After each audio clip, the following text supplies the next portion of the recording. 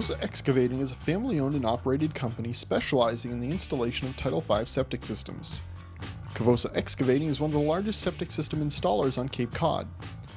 Whether it's upgrading your current system or installing a whole new system, Cavosa Excavating can do the job. Cavosa Excavating, 508-563-5530.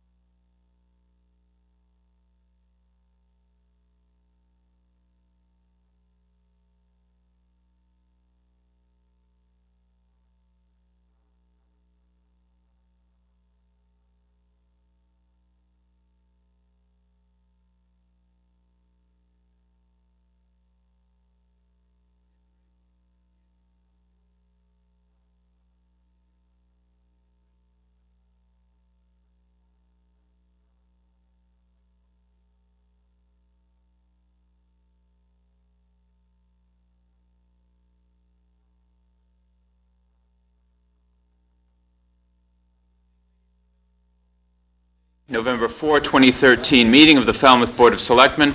I invite you all to rise and join the board as we recite the Pledge of Allegiance.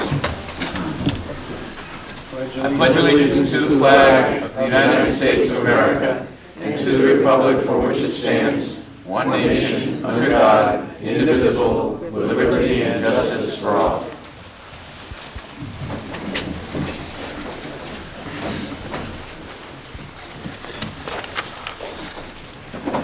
Good evening again, ladies and gentlemen. My name is Brent Putnam. I'm the chairman of the Falmouth Board of Selectmen. To my left is Selectman Mary Pat Flynn, Town Manager Julian Suso. To my right is Vice Chair Doug Jones, Selectman Kevin Murphy, and Selectman Rebecca Moffett. If you have a cell phone or some other device that may spontaneously create noise, we ask that you silence it or turn it off during your duration of the time with us. Please refrain from any private conversations here in the room or immediately outside the room because it can interrupt the proceedings. We have a speaker's policy, a copy of which is on the door entering the room. We ask that you wait to be recognized by the chair if there is opportunity for public comment, and there will be this evening. When you are recognized, please come to the lectern and identify yourself for the record. We may know who you are, but that doesn't mean that the general public or our recording secretary does. And please direct all your questions and comments through the chair. Do not engage in any debate or discussion directly with the board or members of the audience. If you choose to leave before the proceedings end, remember that the proceedings have not ended. We ask that you leave quietly. If you'd like to record this meeting, you have permission to do so via audio, but you must announce it first. If you'd like to record the meeting using video, you need to ask permission from the board. And so with that, is there anyone here who wishes to announce that they're making an audio recording or wishes permission to make a video recording? All right. And so we'll move on to the first item on our agenda, which is the summary of actions. Announcements and proclamations. We do have a few announcements here. We have some openings in some of our committees. The Affirmative Action Committee has 3 openings. The Board of Assessors has 1. The Bikeways Committee has 1. The Building Code Board of Appeals has 2. The Buzzards Bay Action Committee has 2. The Capel Advisory Committee has 2. The Cape Light Compact has 1. Coastal Management Committee has 4, Conservation Commission 2, Council on Aging 1, Cultural Council 6, Design Review Committee 2, Commission on Disabilities 1, although we do have an interview this evening, Finance Committee 1, Historic Districts Commission 2, Historical Commission is 1, Human Services is 3, Retirement Board is 1, Solid Waste Advisory Committee has 1 vacancy. The Substance Abuse Commission has 4 vacancies. The Town Building Committee has 3 vacancies. The Transportation Management Committee has 3 vacancies, and the Zoning Board of Appeals has 1 vacancy. We have precinct meetings this week. On Tuesday, tomorrow at 7 p.m., Precinct 7 meets at the Wacoit Congregational Church Hall. Wednesday this week, we have a number of precinct meetings. Precinct 3 meets at 7 p.m. at Gus Canty Building. Precinct 4 meets at 7 p.m. at the East Falmouth Elementary School. And Precincts 8 and 9 meet at 7 p.m. at the Barnstable County Fairgrounds. On November 7th, this Thursday, Precincts 5 and 6 meet at the North Falmouth Elementary School at 7. Are there any other announcements from the board or the town manager's office? Yes, sir. All right. Summary of actions. Mr. Chairman, before we begin, I'd like to disclose that I'm the holder of an all-alcoholic seasonal liquor license. Thank you, Mr. Murphy.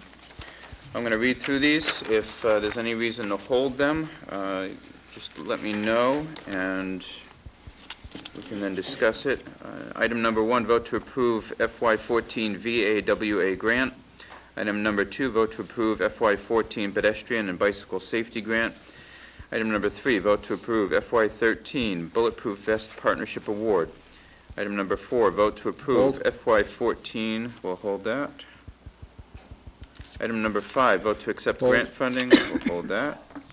Item number 6, NSTAR petition to install 4 6-inch conduits, HDD submarine cable, Surf Drive at Mill Road. Item number 7, NSTAR petition to install 1 4-inch underground conduit and 1 handhole, 181 Hayway Road. Item number 8, agricultural one-day liquor license for Coastal Vineyards, Mahoney's Winter Farmers Market, Thursday, November 21, 2013, and Saturdays from September excuse me, from January 11. Must be 14. Is this a typo, 14? Yes. Excuse me, it would be Saturdays, January 1, or January 11, 2014 through March 15, 2014.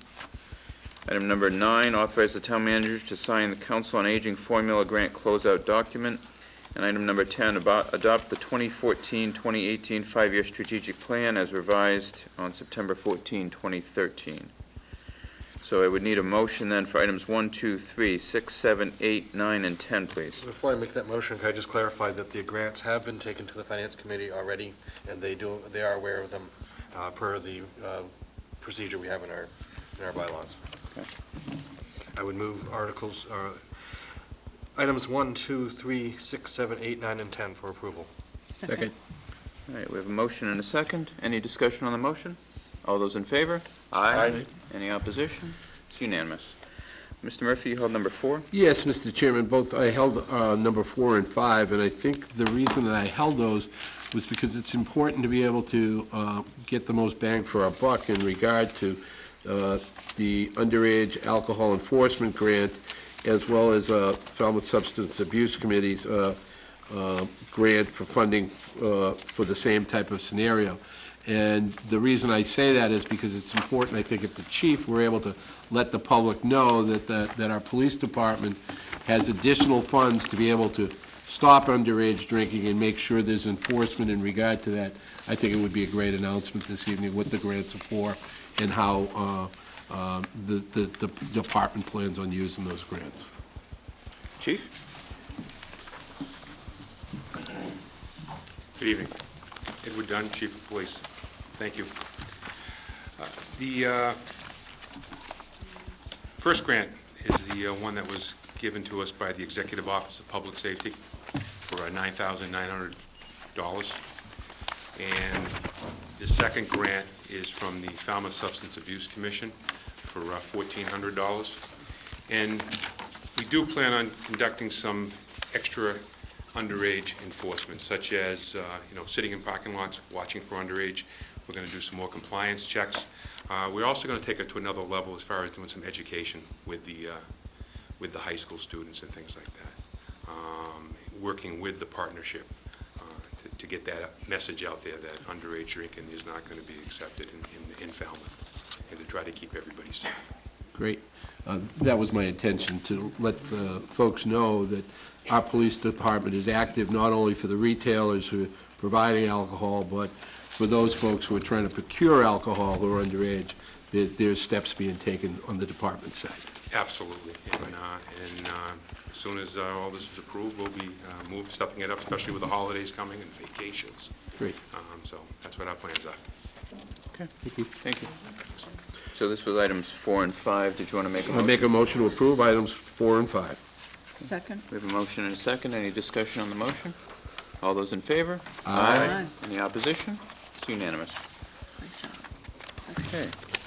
And now we have minutes of meetings, September 14, 2013, the Strategic Planning Retreat. I move the minutes of September 14th, 2013. Second? Okay, we have a motion second to approve the minutes as presented. Any discussion on the motion? All those in favor? Aye. Any opposition? Unanimous. October 21, public session. Move approval of the minutes of October 21st, 2013. Second. Motion is second to approve the minutes as presented. Any discussion on the motion? All those in favor? Aye. Any opposition? It's unanimous. October 17, 2013, executive session. I move the minutes of October 17th, 2013, executive session, and not to release to the public. Okay. Motion and a second to approve the minutes and not to release to the public. Any discussion? Oh, do we have a second? Second. Okay, we have a second. Any discussion on the motion? All those in favor? Aye. Any opposition? Unanimous. All right, and that brings us to the next item on our agenda, our quarterly update. Representative David Vieira and Tim Madden. There he is. Good evening, gentlemen. Good evening. Good evening. we wanted to come back. We made a commitment to come in periodically, if not quarterly, at least a couple times a year, to just kind of update on some things that we've been working on up in Boston, and again, to have an open dialogue with the board about issues that you want to make sure are on our radar screen and what we're dealing with. So we've got a few things jointly that we're working on that we'd like to present to the board, updates, and then I've got a few things that I'd like to talk about that I'm doing in my district, and Tim may have some individual things as well. One of the things that you're all aware of the Chapter 90 increase in the state budget this year, we came through with the transportation bill, and we increased the total amount of funds for the towns from $200 million to $300 million, and we authorized that, and it was authorized by the House and the Senate.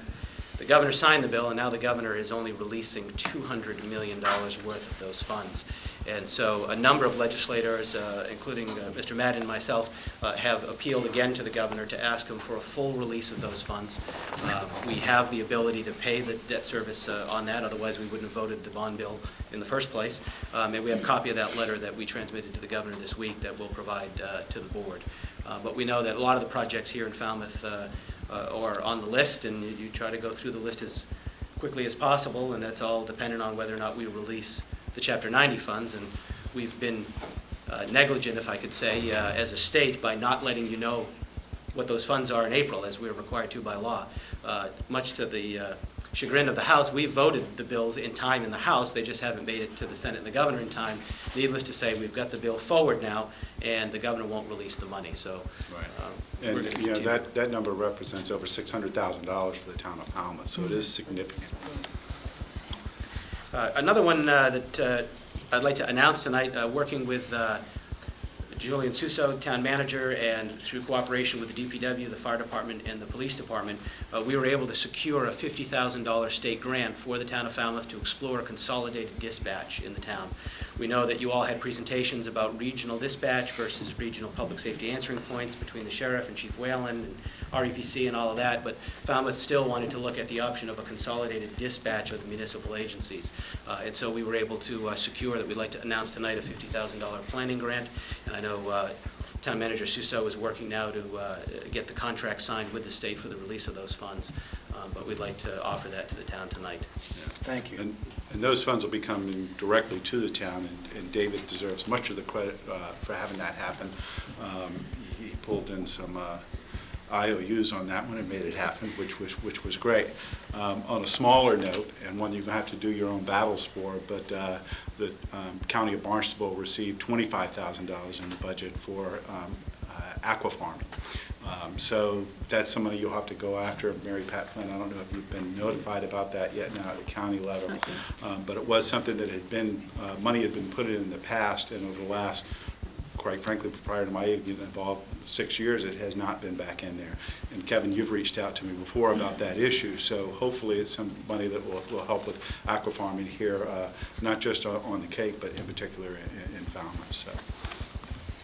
And then a project that Tim and I have been working on for quite some time, and a group of citizens organized in Falmouth to work on this project as well, is around the Falmouth Bus Depot. And we know that there's been the talk about who should be paying for it. The original lease said that there was some obligation of maintenance by the bus company, and so the back and forth that we were able to secure a commitment from the Department of Transportation for $1.4 million, which is about half of the necessary funds under the preliminary cost estimates to do the full cleanup of the building. And so I know there's continuing discussions with EDIC and the citizen organization here in Falmouth about how we're going to make the whole project get to the end run, but we do finally have a commitment from DOT to fund half of it. They were going to do less than that, and we said, look, this thing has been neglected by the state for so long. It's a state-owned building. The least the state should be doing is half of it, and so we were able to up the original estimate of $600,000 up to the $1.4 million. So a lot of work still to be done there, but. And just on that note, as David expressed, there was some disappointment with Peter Pan and the current tenant running bus services. It is certainly our goal that a bus service continues out of that building, and there is a belief that that will happen. And quite frankly, David and I share in our frustration that Peter Pan wasn't held accountable.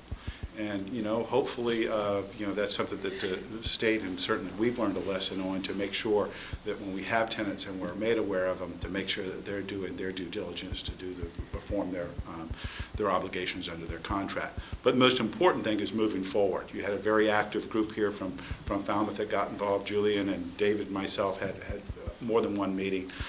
It's not a done deal. I know that DOT has sent out a contract to be reviewed and hopefully signed. It went out at the end of last week. EDIC should have it soon if they don't have it already, and certainly DOT will expect some feedback from them. The belief is that as much as the state came up with what I thought was an amazingly high number at $2.8 million to rehab that building, the belief is that it can be done less with a private, public partnership.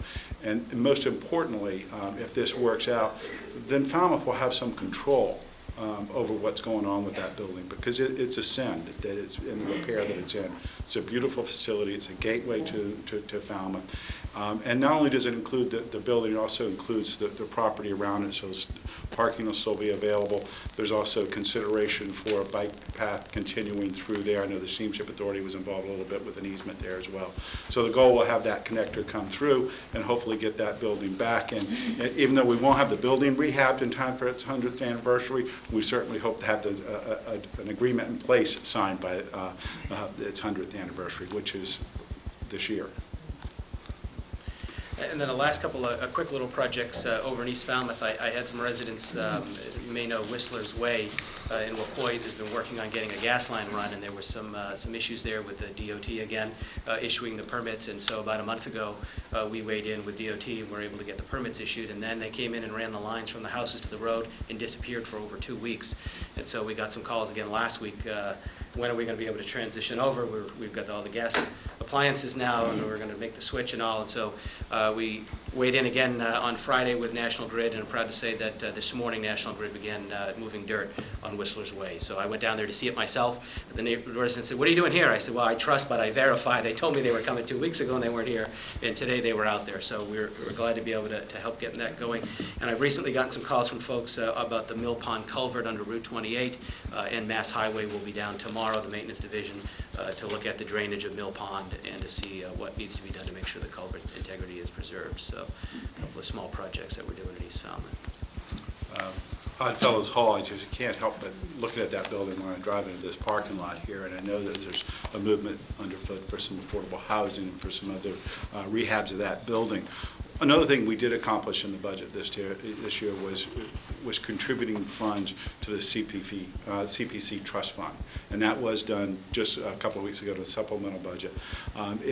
The goal is to bring the towns with it as close to 50% of a match from the state. Years ago, when it was originally started, it was 100% match, but as more and more towns have bought in, that number has dwindled. And it had gone down to, quite frankly, where some towns were reviewing it and saying, is it worth it? Because they were getting less than 10%. So the effort was put there, and we were able to get it up to, hopefully close to the 50%, if not the 50% mark. It's not a guarantee for every year, but it has certainly showed a commitment from both branches of the legislature to provide those funds. And hopefully they'll come in handy when it comes down to, putting some funds into the building next door. So, with that, we'd love to hear from you, some questions. The chairman. Me. Okay. I happen to represent Falmouth on what is known as the Joint Land Use Planning Council for Joint Base Cape Cod.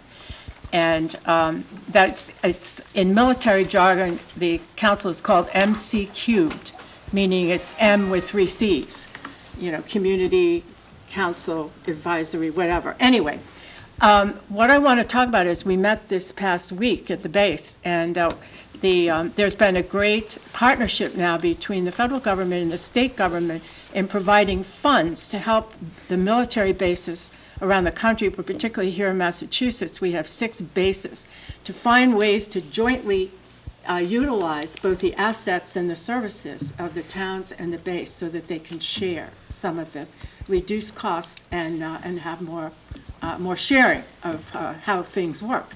So there's a $177 million military bond bill that is now due out of committee, 2 House committees this week, And then when it comes out of committee, then it's expected to go to the House for a vote and the Senate for a vote. And I understand that a number of the chiefs of operations for the various military services, plus the assistant secretaries of the different branches of the service, are going to be in Boston over the next couple of weeks, because there's a real push here. Now, for Falmouth, in this bill, there is language in there for Falmouth that would give us some rights to the railroad lines that go from Falmouth to the base. So there are a lot of things in there that could be very helpful to us.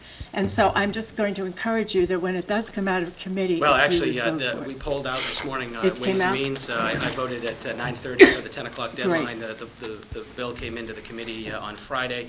Not only do we have the railroad right-of-way language in there, but there's also the cantonment area. Ways and Means has Yes. language in the bill now that will dispense under a fee lease agreement with Mass Development, that purpose, as long as it's not incompatible with the joint land use study that you referenced, would be under the control of Mass Development. And Mass Development, for those that don't know, is the state agency that is leading up the Massachusetts Military Asset Security Task Force. So the task force, and General Keefe and I actually were on the phone this afternoon because we're trying to look Wednesday. We expect the bill to be on the floor Wednesday. We're trying to make sure that Connery Ave gets taken care of, so that any access to the facility, whether it's for our veterans going to the cemetery and their families, if it's folks coming out for training or operations, or if it's for our emergency evacuation plan on Cape Cod, which uses that we're able to upgrade that facility, that main access road. For those of you that may have had a chance to travel down Connery Ave, it's in quite disrepair at this point. And with the increased uses through the future with the joint land use study, we want to make sure that that key infrastructure is taken care of, and no one is prepared right now to take care of it. So General Keefe is working now to get the clearances so that we can have a letter from him as Executive Director of the Mass Military Reservation to seek an amendment to the bond bill to protect the Connery Ave project within the larger bond bill. But we expect that we'll probably see it on the floor of the House on Wednesday.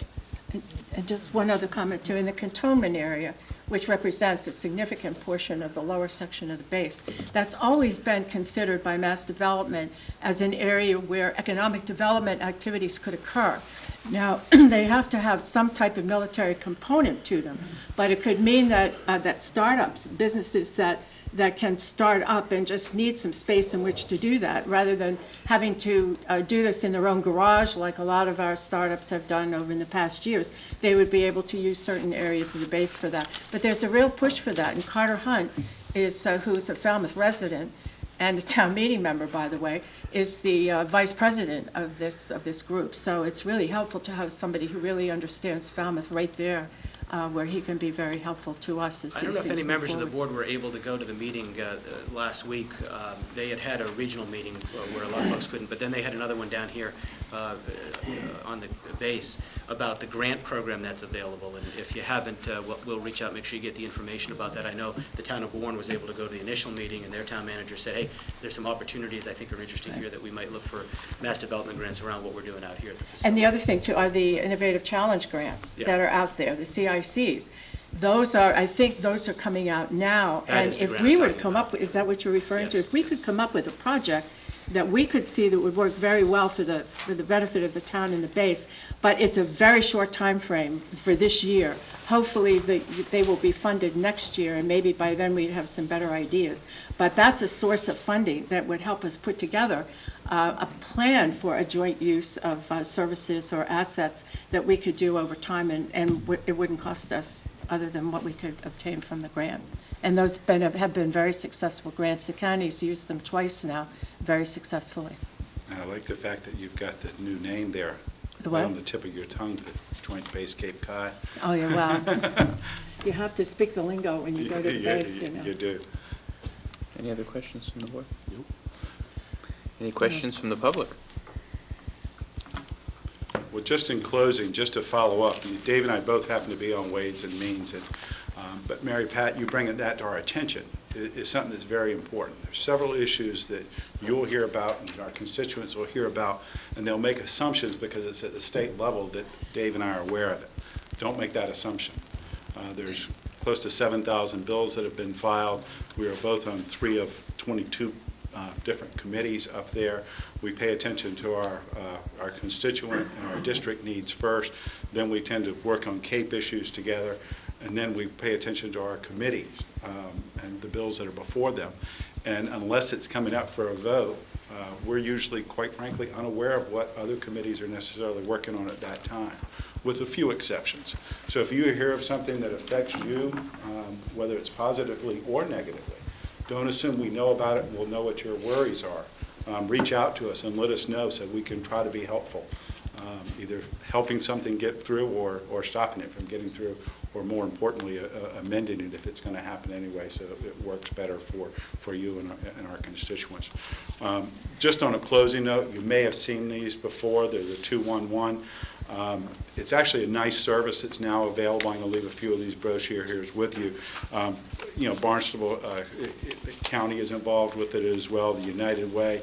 But it's kind of a cleaning house where if you have issues, whether it's anything from, I won't go near health care, but I will talk about whether or not you have services that you need for your children or loved ones, housing, any number of those type issues, you can call. And I'll leave these here with you, and if you need more, we can certainly reach out and make sure that you get more for the town. And I'll just add to that, during an emergency, 211 is actually linked in with the Massachusetts Emergency Management Agency to be the one-stop shop for emergency information. So while it meets human service needs year-round, the Commonwealth does have the ability to pull the switch and redirect it to emergency assistance during times of need. So it's a great service. And I'll leave a copy of our Chapter 90 letter with you. And, once again, as selectmen, you guys often get people reach out to you wondering how we can help. I think that's a good first step. So with that, and you call there, you actually get a real person, which is pretty amazing. Takes a couple of voicemails, but you do get there. And she was very friendly. So with that, thank you all for having us here this evening. It's been a great dialogue we've had with your town manager, Julian, and all of you. So please continue with that, and anything we can do, don't hesitate. Keep up the good work. Thank you, gentlemen. Thank you. Thank you.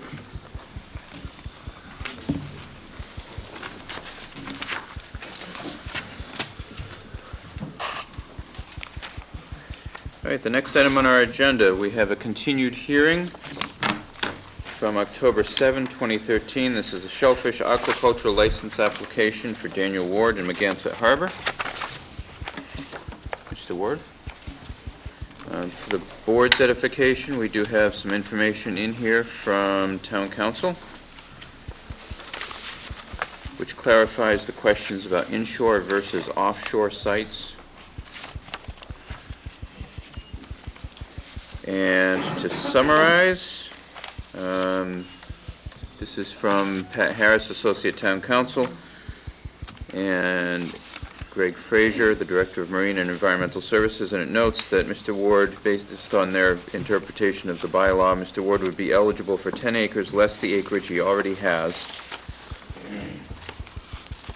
and the additional space could be allocated to him after he's been in operation for 5 years.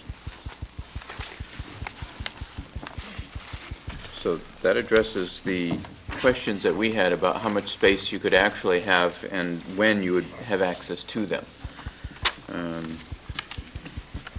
Any questions from the board at this time? Mr. Murphy? Yeah, I just first need to make a disclosure that I own a restaurant that sells seafood, specifically shellfish. But I did need to ask a question. I got some calls and some emails. What is the depth from the surface of the water that these cages will be? 18 inches. So 18 inches from the bottom. No, I'm talking about from the surface. In other words, will folks be able to sail over these cages? Yeah. Will they be able to windsurf over these cages, things of that nature? Most of these emails and calls I got were from folks who happen to do a lot of sailing in Megansett Harbor, outer harbor, and that was one of the concerns. So there will be below the surface minimum of 3 feet, 4 feet?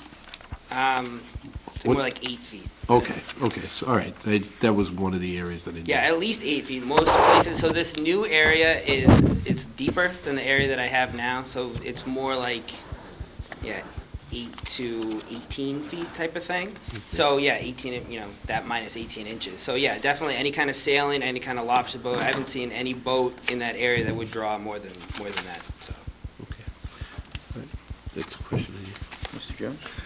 During the first hearing, there was concern, I think, put out by the harbor master of the buoys were a navigational hazard.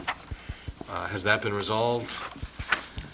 The present buoys, not even the future ones. That there were enough buoys so that it was a navigational hazard. And the expectation was that that would be resolved before we had this hearing. Has that been resolved as to whether it is an issue or not? I guess it hasn't. I wasn't under the impression that it was a navigational hazard. I have photos of the site that I could show that show they're very spaced. They're spaced far apart, which is part of the reason that I'd like more acreage. There's 26 in 2.6 acres, so I don't think it's a navigational hazard. And when I talked to the harbor master about it, he had. I'm sorry, I didn't identify myself as Dan Ward, but I hadn't heard that it was a navigational hazard. He had told me that he went out there and he saw a lot of buoys, but I never was under the impression that it was any kind of hazard. Because when I'm out there working on the site, boats come through all the time. They go right through it. Motorboats, sailboats, everything. They come right up to me when I'm out there in the midst of all the buoys and pull right up alongside and ask me what I'm doing and ask questions about it. So I really have no impression that it's a navigational hazard, to be honest with you. And maybe that's a question we can direct to Mr. Frazier. Well, Mr. Frazier is here, conveniently. Hi, Greg Fraser, Harbor Master. I've spoken with Jen and the Chairman of the Conservation Commission, and our proposal would be to limit the amount of markers through the order of conditions. Okay. Just a quick question. Buoys, obviously navigational buoys considered an aid to navigation. Any other buoys, like for a lobster pot or in this case for an aquaculture farm, are they considered an aid or an obstacle to navigation? Well, I have received complaints about the current grant location that there are too many buoys. We've talked about perhaps marking the four corners, cutting substantially back on them because there are too many out there, in my opinion. And we definitely would be addressing it through the Conservation Commission. Okay. All right. And maybe you or the applicant could answer this. Currently, there's 2.7 acres. We're looking at virtually triple this. So that would put 75 buoys there. So that's really become, if you have a motorboat just going through that area, it might be a little cumbersome, but you don't want to. Right, and we would, I envision substantially reducing and actually working with the applicant to reduce the ones that he currently has, because of my understanding he has a marker for each cage, and we just don't see that as necessary. Okay. And I think this is the question I had. So we had the first hearing. I didn't get the idea that the applicant was willing to reduce the number of buoys, and if he's not, I have a real problem with going forward with it. If he is willing to reduce them, I'm more willing to consider this applicant. I'm definitely willing to work with the board, with the harbor master, the shellfish constable, whoever, to come to a good conclusion of how to do this. Unfortunately, right now, the order of conditions that I operate under from the Conservation Commission mandates that each structure is marked by a quote-unquote lobster-type buoy per my order of conditions. So I'm just following the rules that have been set forth so far. So if those order of conditions are modified, I'll go with whatever the modified conditions are. But right now, I'm just following the rules that the regulations have been set forth on me at this point. Mr. Murphy? And I tend to agree with Selectman Jones. You might need to negotiate with the Conservation Commission, put them on a trawl or something of that nature, because I think that's 75 buoys in this area would be much too much. But I do need to ask another question of the harbor master, if I can, through you, Mr. Chairman. And the question would be, some folks wondered whether this could eventually, or this location could be appropriate for additional moorings. Folks seemed frustrated that there are no moorings in Megansett Harbor, yet they thought this could be an appropriate location for moorings, but yet we're going to give it to an aquaculture. I can tell you, I have no plans to add them in the area that he's proposing. It would be quite a ways out from shore, Okay. and we congregate the moorings in the shoreline and the already designated mooring areas, so we have no plans to add additional moorings there. Okay, great, thank you. I think that what I was concerned about was the 20 acres that you were thinking of, and as soon as I read in your proposal that you would decrease that to 7.4 was the biggest issue that I had the last time we were talking about it, and I didn't think as much about the buoys as I thought. So as soon as I read that, I thought, well, then you're very agreeable and can make the changes as required. Oh, yes, definitely. And like I said, I'm willing to work with all stakeholders involved in this, whether it's commercial fishermen, whether it's the Conservation Commission, whether it's the board, whoever it is, to find solutions that'll work for everyone. I mean, obviously, I need to be able to retrieve the gear, but I agree that every cage doesn't need to be marked. That's just the rule, that the regulation that I'm under at this point. So I will definitely work with all stakeholders involved to find a way to limit it below 75 buoys in an acreage of that size. And I applied for 20 originally, and like I said last time, I didn't know that was the regulation, so it's just fitting within those rules. I think it's commendable that you've agreed to everything we've said. My question would be, how do you rate your success so far, and what do you anticipate your success will be over the next 5 years? Or does it take a little longer to figure that out? I would say it's both. I mean, being in year 2, I would say the success thus far has been quite good. The learning curve is quite steep as well. And I made some mistakes in my first year and had some low survival, but this year we've done quite a bit better. We've added quite a bit more oysters, obviously, which requires more cages and more buoys. But yeah, I think we've been very successful so far, and I'm putting more, and I'm trying to expand the business more, and therefore the additional acreage. So yeah, I'm very hopeful and optimistic about the prospects going forward. Great, thanks. And if I can just clarify, I believe the process is we approve this, it then goes to Concom, and then it comes back to us at the end for approval again. So it's still a lengthy process. This is just the very first step. Right. So we can get some surveying done by the Department of Marine Fisheries and find out some information. It's a preliminary approval to allow him to proceed with the process. One other question, and not to the applicant. I see Chuck here this evening. If I could ask the question through you, Mr. Chairman. I was approached by some fishermen who expressed to me that every few years this seems to be a very productive scallop area. And they're fearful that, for lack of a better term, that they'll be shut out because they won't have this area to fish. And they claim it's not that way every year, but occasionally it is. Can you address that? I'd be happy to. Mr. Ward came in and met with us. Chuck Martinson, Deputy Director of Marine Environment and Shellfish Council. Apologize. Mr. Ward came back in about a month and a half or so ago to meet with myself and Mr. Frazier. In there, the initial proposal was for actually 60 acres. When we heard that, we were, our eyes bulged out of our head.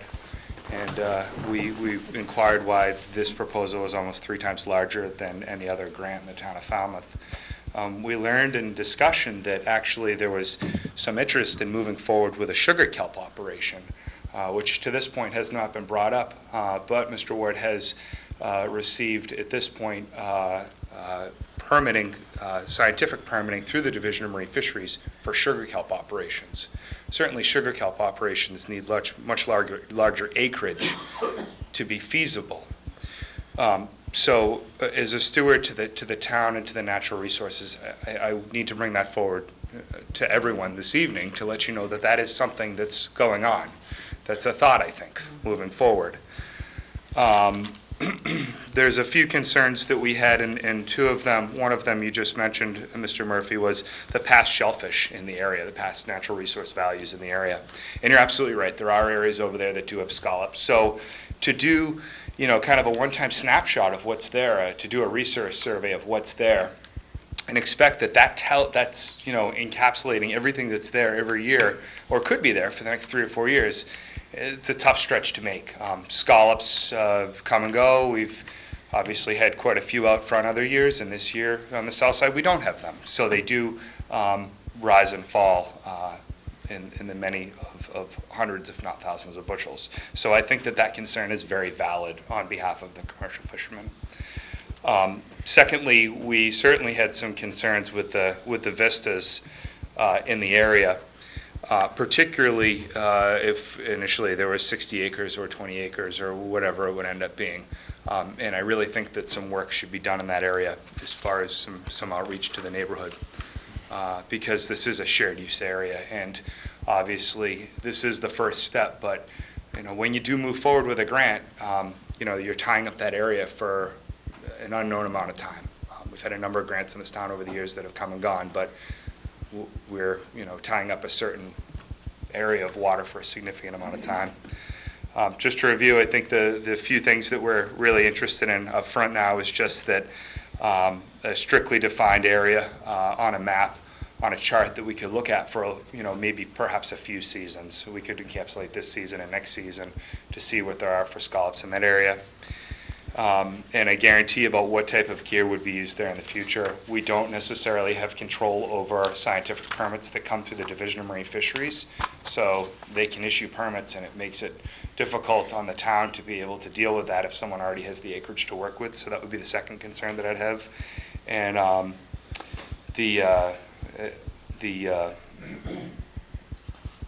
those are the two at this point, I think, that we'd really like to see. So that's all I have. I don't know if there's any other questions. Follow-up question, though. Sure. This kelp, or whatever you're talking about, sugar kelp, is this something that's on the bottom or on the surface? Or? It's grown on lines. Perhaps Mr. Ward can fill us in on it. I know he's been to some symposium, I believe, recently about it. So. Okay. It is sunk down to a similar level of the cages, so it's typically down at 7 feet. And I met with the harbor master and the deputy director and discussed this with them. And because it's down at 7 feet, they didn't see any issues with navigation to that either. And I would just like to say that I did bring this up before the Conservation Commission, and was approved through the Conservation Commission, and my order of conditions for my site has been amended to allow that. So it has been brought before the town, just not the Board of Selectmen, because I don't think it's the appropriate venue, whereas Conservation Commission was. And this is kind of to the board. We're asked tonight to approve a grant for oysters in a permit. I don't believe we're being asked to just exclusively have the right to grow anything in that location. So that's my question. Can we craft a motion to that would, in other words, there's other information there that we don't know. Specifically, if what else is going to be grown there, and whether or not it will eliminate other folks for using that property in the future. I mean, he answered my questions, that it's below, that he's going to grow oysters, and it'll be below the surface, and it won't affect windsurfers and boaters in that area, and out of Megansett Harbor. But I don't know whether, once we give them exclusive rights to that territory, whether it will, in fact, affect boaters or not then. Well, let's, that's my question. Before we get to a motion. I'm not making a motion. Okay. I'm asking questions. Let's finish up any questions the board has. I want to open it up to, this is a public hearing, so we need to open it up to questions and comments from the public, and then we can close the hearing and decide how we're going to proceed. Mr. Jones? I guess I do want to clarify. Your application is an application to grow eastern oysters for commercial sale, Exclusively. with yep. no intention of growing kelp. Your Well, application does not include that. You didn't mention it, and was only brought up to us by, so I have a real concern that this is something that you never told us, but had to be told by our Department of Natural Resources, but that sounds like what your plan is. well, no, that's not my plan in any way, shape, or form. All right, so you're not going to grow kelp there? Well, I won't say I won't grow kelp there. I won't say I won't grow quahogs there or anything, but the point is that But your application is to grow oysters. Let's let the applicant finish. there are no regulations in the state of Massachusetts to grow kelp for commercial sale. So it's not physically possible. You can't do it. So I can't bring an application forward to do it because the regulations aren't there. It's illegal to grow kelp in the state of Massachusetts. All you can do is grow it scientifically. So just like someone in Woods Hole would grow sea bass out near Noman's on a scientific grant, it's the same exact thing as a scientific grant here. It's a scientific experiment is what it is. And I went through all the appropriate channels.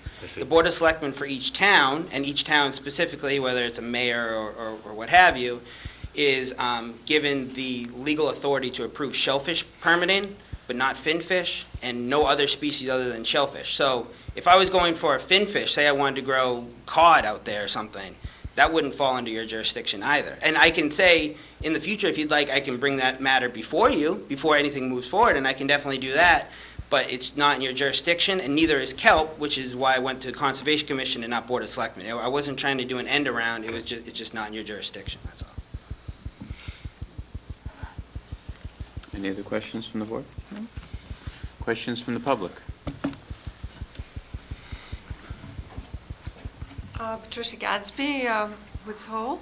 One aspect that you might want to consider in this is the denitrifying role that oysters play, and also seaweeds. I don't know what the purpose is of the scientific experiment is but I think this is something worth exploring, because seaweeds can be extremely effective denitrifiers, just like oysters. Any other questions or comments from the public? Okay, hearing none, are we prepared to close this hearing? I move that we close the hearing. Second. We have a motion and a second to close the hearing. All those in favor? Aye. Any opposition? It's unanimous. To your point earlier, Mr. Murphy, I would suggest that at this point we're just giving a nod to proceed with the process. I'm not so inclined to put restrictions on this, whether it's to say that it absolutely under no circumstances can be anything but other than oysters, in part because I have a problem with applying red tape where it's unnecessary. I think we have, in this process at least, in my understanding of it, having seen this come before us on many occasions, we've got the DNR, the Army Corps of Engineers, the Conservation Commission, Department of Fisheries. There are so many other state and local departments that are involved in this process. I'm not concerned about end-arounds or about how a scientific experiment with seaweed might adversely affect the environment there. I think it's fair to say that these other organizations, agencies, and departments are probably far more qualified than I am to decide whether or not kelp should be growing out there or not. And realistically, our jurisdiction, as was noted, is to proceed, is to either give a green light for this to proceed or not. And those are my two cents.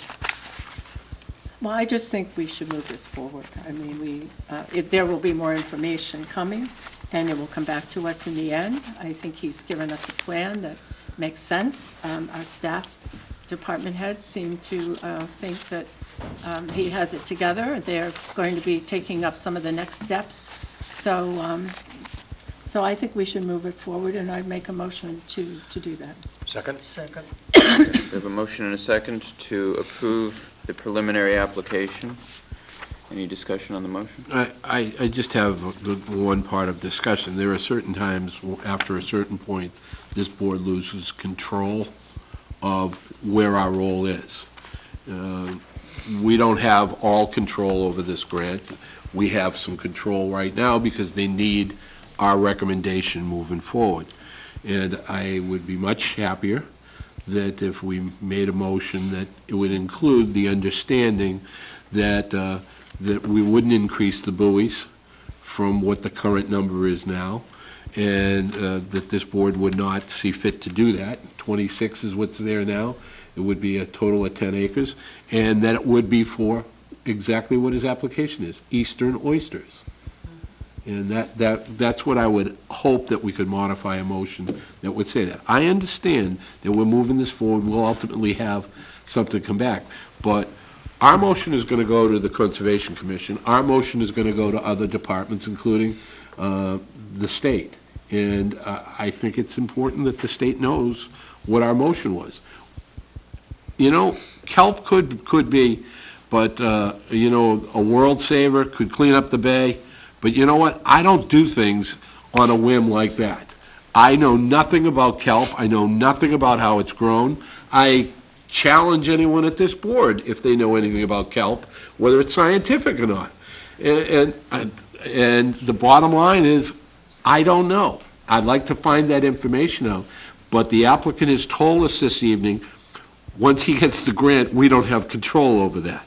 So we have some control right now, and the only control we're asking for is to come back and tell us a little bit more about it and let us find out the information.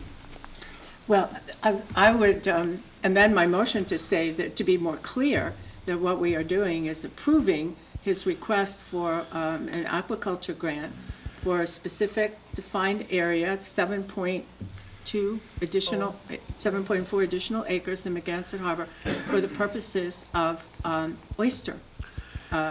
And as far as the number of buoys go, I don't think that's in our jurisdiction. I think the harbor master is the one that would determine, in working with the with our aquaculturist here, to determine what is appropriate. But certainly, we could say that we would like to see them keep them to a minimum so that they do not become any type of a hazard to sailors or motorboaters or anyone else seeking any type of navigation in those waters. So I would include that. So, I mean, I can live with that. I'm just saying that I want him to come back and present to us and show us what this stuff is going to do, and it's a long process.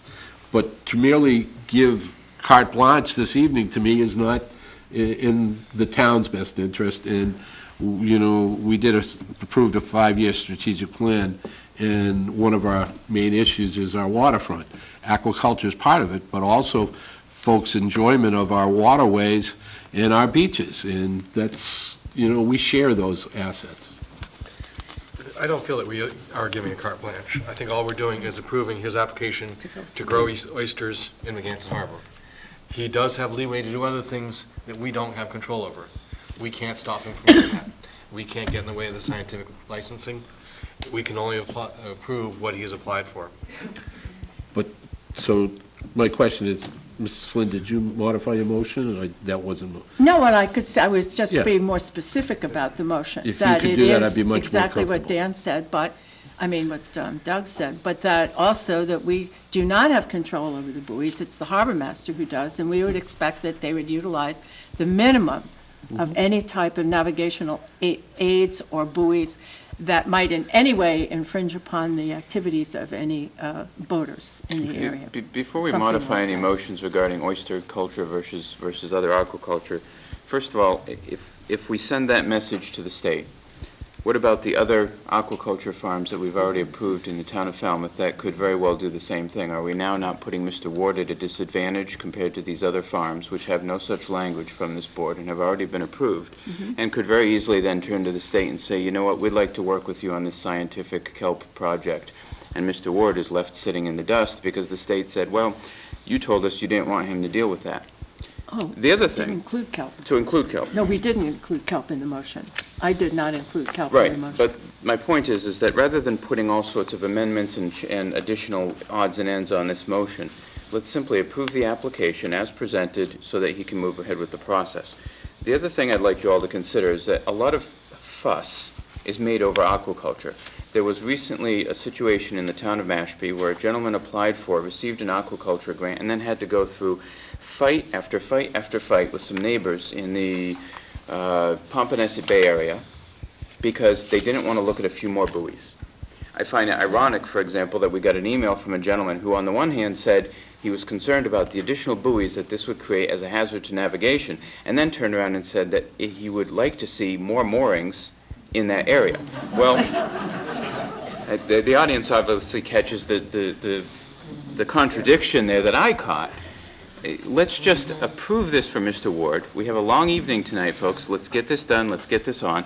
Like I said, there are dozens, literally dozens of agencies and organizations at a federal, state, and local level that are going to be involved in this process. Mr. Ward, quite frankly, and along with every other person who goes through this process, is to be commended for dealing with that much red tape and those many governmental agencies. I am amazed that they want to do it to begin with. It is an astounding process, and here we are debating whether or not we want to let this gentleman grow kelp, which naturally grows in the ocean anyway. We're not asking him, he's not asking to plant Christmas trees that are going to go 50 feet out of the water there. He's simply asking to move ahead with this project. So, again, my 2 cents. Take it for what it's worth. And Mr. Chairman, I don't disagree with you. There has been no one who's been as much of an advocate for aquaculture in this community. Last year, under my chairmanship, we had a meeting, and we worked collectively to be able to fund on an ongoing basis increases in our shellfish habitat. However, this is a very large grant. This is a 10-acre grant. It was originally asked for 20 acres. I don't disagree that we don't need to move forward, but I think we need to move forward and have some checks and balances. It's the unknown that sometimes can affect folks in the future. That's my only question. I'd be happy to move along with the board's suggestions. And if we actually look at what the public hearing notice says, and all he's applied for is a legal description of a shellfish aquaculture permit for one location, more specifically as follows, to grow eastern oysters and wracks. That's what's been posted in our public hearing notice. That's what he's applied for. And I think that's the only thing we can approve, is the application to run an aquacultural lease site to grow eastern oysters. That's all he has applied for, and that's what I think that's what our motion presently is supporting. That's what it says. Okay. Motion and a second. Any further So discussion? that was your motion, it was for Well, I eastern added oysters. that one piece Okay, about the that's fine. buoys, that the harbor master would, Okay, that's fine, I can live with that. yeah, just to minimize the use of buoys, that they work together, so that we don't put any restrictions on the buoys. It's just a comment. We don't even have to put it in the motion, but it could be a comment as part of the That's discussion. fine. And remove it from the motion and It's just certainly on the simply. record now. Very much so. So, are you clear about the motion? Well, why don't I just rephrase the Okay. motion? That we move the application of Mr. Ward to increase the acreage for aquaculture farming of, go ahead. I'm sorry, can I just make? No, at this point, it's just amongst the board, so, Move Eastern approval oysters. of his application to increase the acreage of the land under the water in Magansett up to 10 acres, of which he already has 2 point something. 2.6. And then he will continue to farm that over the next 5 years. For For eastern oysters, that's what I said, for oysters, yes. all right, so there's our motion. Do we have a second? I'll be happy to second it. Okay, so the motion is second. Any last discussion? All those in favor? Aye. Aye. Any opposition? Good luck, Mr. Ward. Sorry, can I ask one thing? You can ask one question. This was actually just to have you guys request Division of Marine Fisheries to do a biological survey. Right, this is That's the just only for you to thing. proceed So with the that- With your process. application. The motion that I get confused, but so that is the. I'm confused too, so, All right, thank you. thank you. Thank you. Oh, and one more thing, just real quickly. If it would please the board, I would be more than happy to come and give a presentation on kelp, how to do it, what it means, everything about it, if that's something that you guys would like to see. We I'll just poll the might. board and we'll find out. Okay, yeah, and let me know. I definitely can do that, and I have all the materials, yeah, I mean. Okay, thank you love very to. much. All right, Thank thanks. you, thank you. All right, next item on our agenda, we have an interview for the Commission on Disabilities. Kathleen Haynes, are you here this evening? Yes. You'd come to the lectern, We can bring the microphone to her, maybe? or, No, we can't.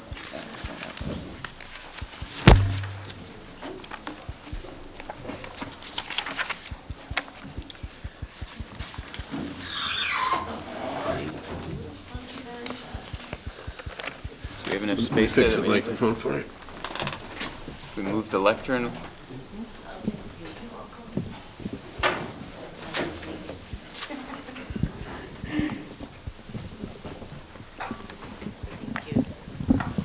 Ms. Haynes, you don't need to sit behind the lectern, you might want to just come up alongside of it. Okay, It's only, the microphone is the only necessity here. okay, can do that. Good evening. If you could identify yourself for the record and tell us a little bit about why you'd like to be a member of the Commission on Disabilities. My name's Kathleen Haynes. I live here in Falmouth. I've grown up here in Falmouth. Sort of trying to follow in the footsteps of my dad, who was involved in a lot of the commissions and committees here in Falmouth. And I guess my biggest reason for wanting to be part of the commission is because I believe in being proactive. And there's a lot of problems in town with accessibility, with problems with almost getting run down in crosswalks. I mean, I live in the chair when I'm out of the house. If I'm with my mother, I use a walker. But this is my car. And it's a hazard to have people going at me.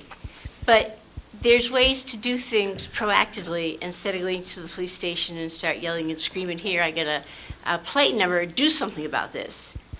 And I mean, just one place that drives me nuts is the Falmouth post office. If you saw what it takes for me to get into that post office, it's ridiculous.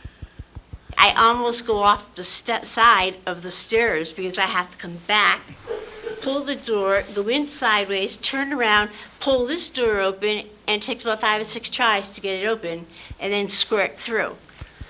And then go out, I have to use my feet, which could go through the glass, to push open the doors. And that's a federal building.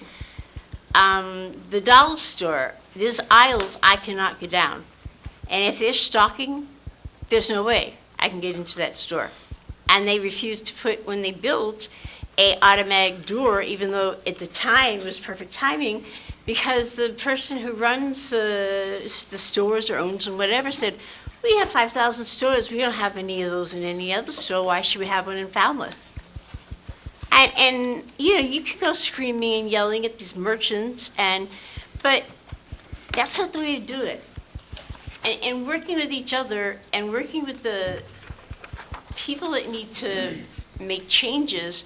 And one thing I'd really like to see Falmouth do is the ADA law has a requirement for certain width in the store.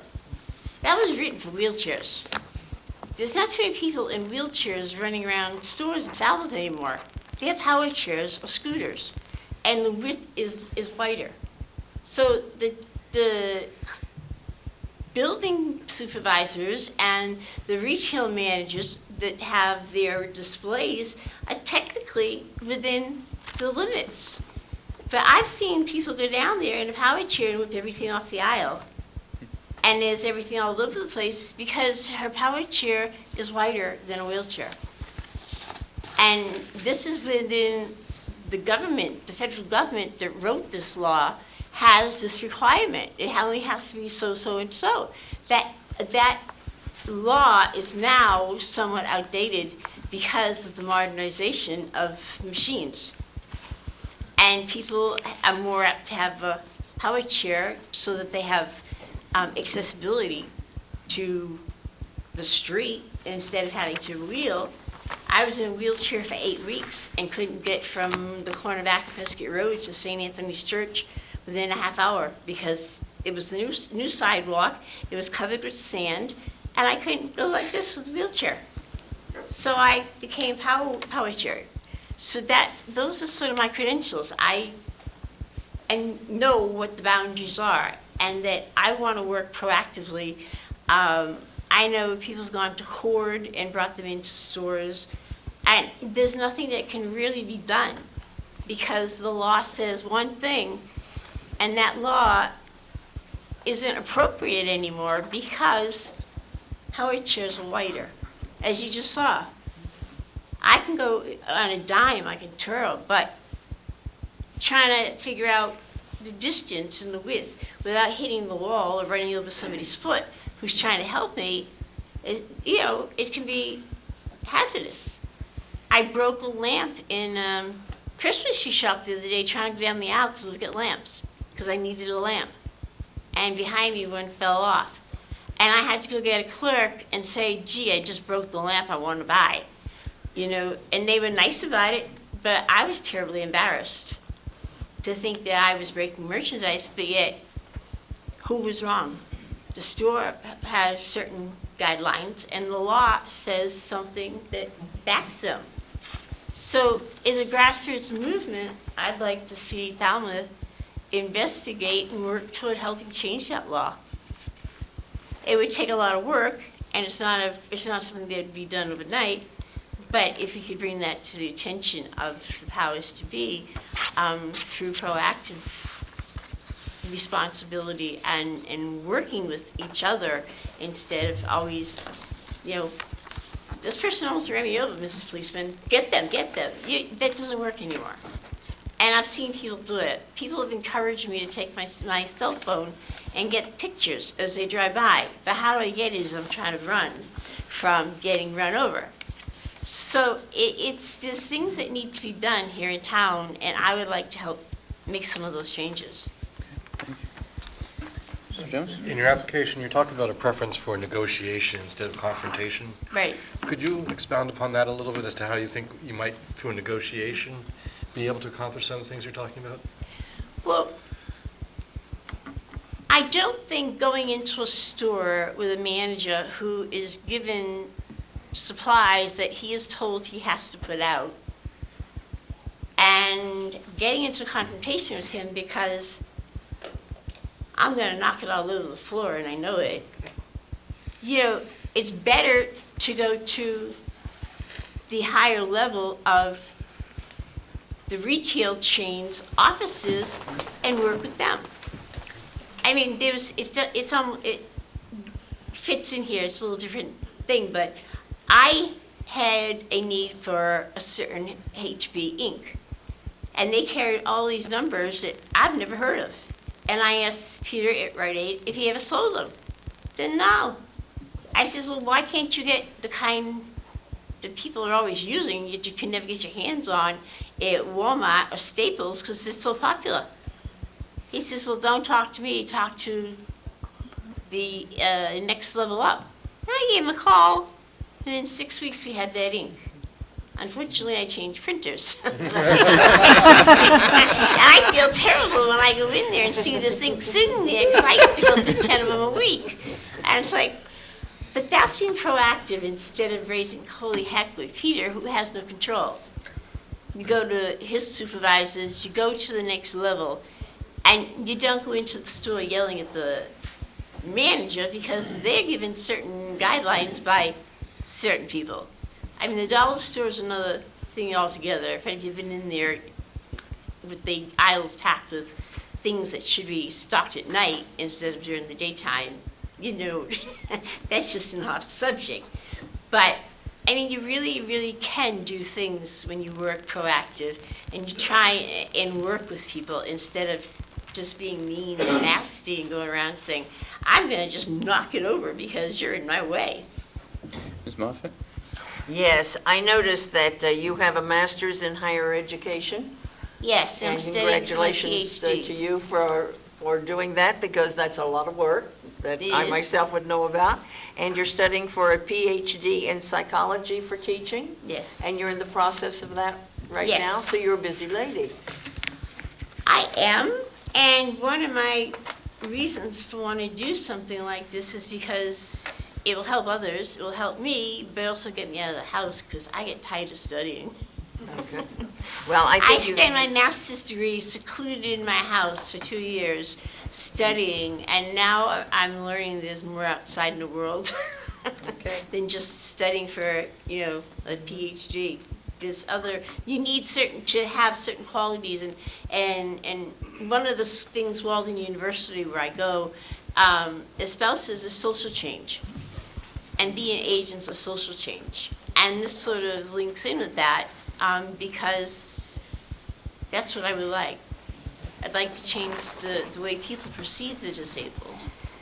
you We're have not a good pushing. passion for it, Yeah, Kathleen. yeah, we're not pushing people. We just want to be able to go down the aisle. Okay. Anyone else? Have you ever been to any of the Disabilities Commission's meetings? No, Okay. no, I've talked to a couple of people, but I haven't actually been to a meeting. Okay, great. Well, I was going to ask you what you think the Disabilities Commission, or what you think the Disabilities Commission is doing well now, that you can Well, expand upon, some of the good things that they've been The doing. one thing I did hear, they were working with the recreation center, I think for a push drawer, because I have gone in there, and it's even worse sometimes than the post office, because you got two big doors you got to get open and in. So, yeah, getting them together and getting consensus as to what buildings need these things. You can't pick every building in town and try and get it done at once. It's a long process, and I know from watching my dad that things that he was involved in just took forever. But they get done. They're still getting done. Now, he's been dead 8 years, but they're still getting done. Yeah, he was involved in EDIC, Yes, and I remember your dad very that well. was a grassroots, and look where it is now, because people stuck with it and cared enough to keep moving forward. And that's what I would like to do, is help the Disability Commission move forward with what they're trying to do. Well, if you have the same compassion and the same need and the same passion that your father had, I'm sure you'll be very successful. Well, I got passion, I got Yeah, the handicaps too. Right. All right, how would the board like to proceed? I'd like to make a motion that we accept Kathleen Haynes as a member of the Commission on Disabilities. Term ending June 30th, 2016? Yes. We have a Second. motion- Okay, motion and a second to appoint Ms. Haynes to the term ending, what was that again? June 30th, 2016?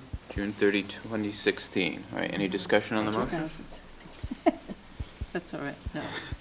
Semantics. Yeah, I know. All right, any discussion on the motion? All those in favor? Aye. Any opposition? Unanimous. Thank you. Congratulations. Thank you. Thank you. You say potato, I say potato. No, Tomato, you said tomato. 216. Oh, I said 200, oh, I'm sorry. Let's do it this way. It's All right, it's sometimes getting late. I think we're living in that era. All right. Ladies and gentlemen, we're going to take a 5-minute recess. The board has been sitting here for 2 hours thus far tonight, so we're going to take a 5-minute recess. We'll be back in business at about 8:27.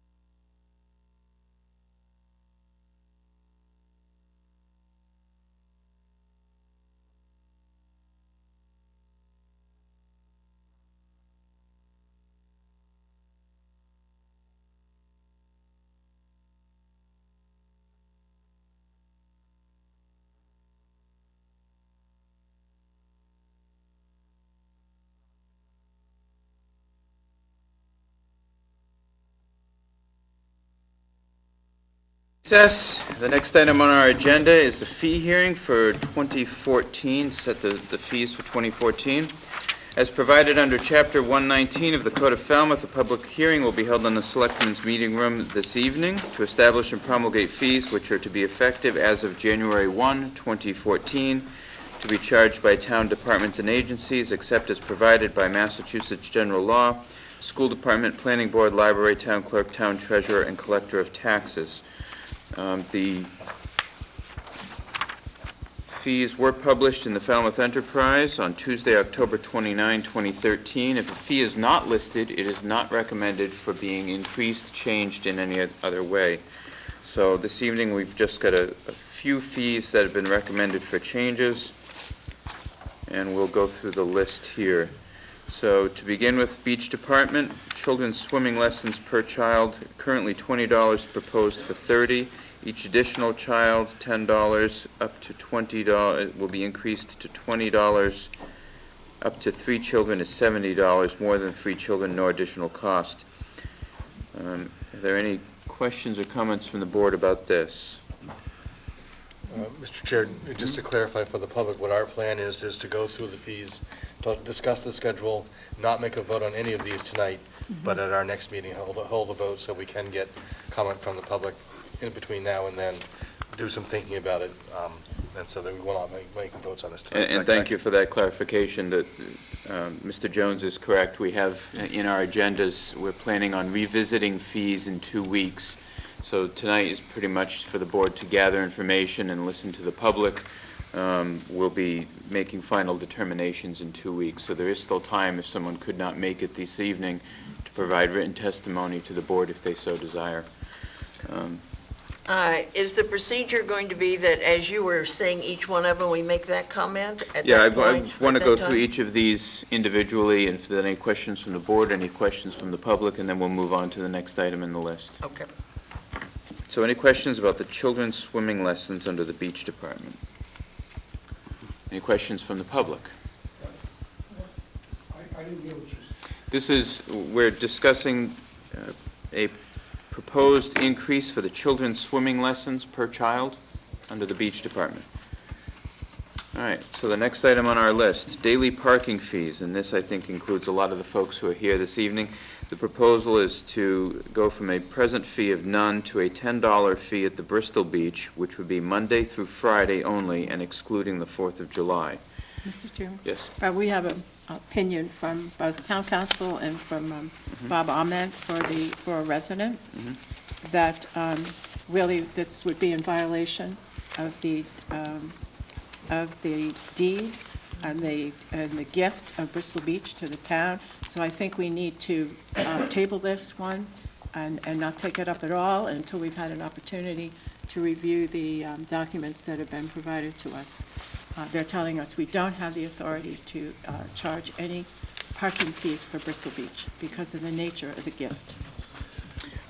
That's I guess I would prefer, instead of tabling it, that we withdraw. have the discussion? Maybe have the discussion now and That's fine. maybe clarify so that the people who are interested in it don't have to come back in 2 weeks if it seems to be the feeling of the board that we don't have the jurisdiction and we're just going to not consider this in 2 weeks. So this would be one that I would accept. I would think we might consider a vote on. I'm okay with that. A no vote. And I agree with you. I think folks came here this evening. I think we need to hear those folks. If we table it, we would not have any discussion on it, number one. Number two is, town council did make a ruling that we can't do this. He said he would like more time. Mr. Ahmed, who is someone's personal attorney, has made that note as well. So the jury's still out on that behalf on whether or not we could even do this if we wanted to. But I wanted to make that clear that those rulings were not made yet on behalf of the town. But I think it's important to make sure that we take folks' comments while they're here this evening because they came out tonight. Okay. Why don't we start with the chair of the Beach Committee to explain the logic behind this. And Mr. Chorchis? Thank you. My name is Jason Chorchis, Chairman of the Falmouth Beach Committee. As far as the Bristol Beach parking lot, it would be a one-year pilot program as presented at a rate of $10 per car without resident sticker, not excluding anyone with a resident sticker obviously would be allowed in 7 days a week.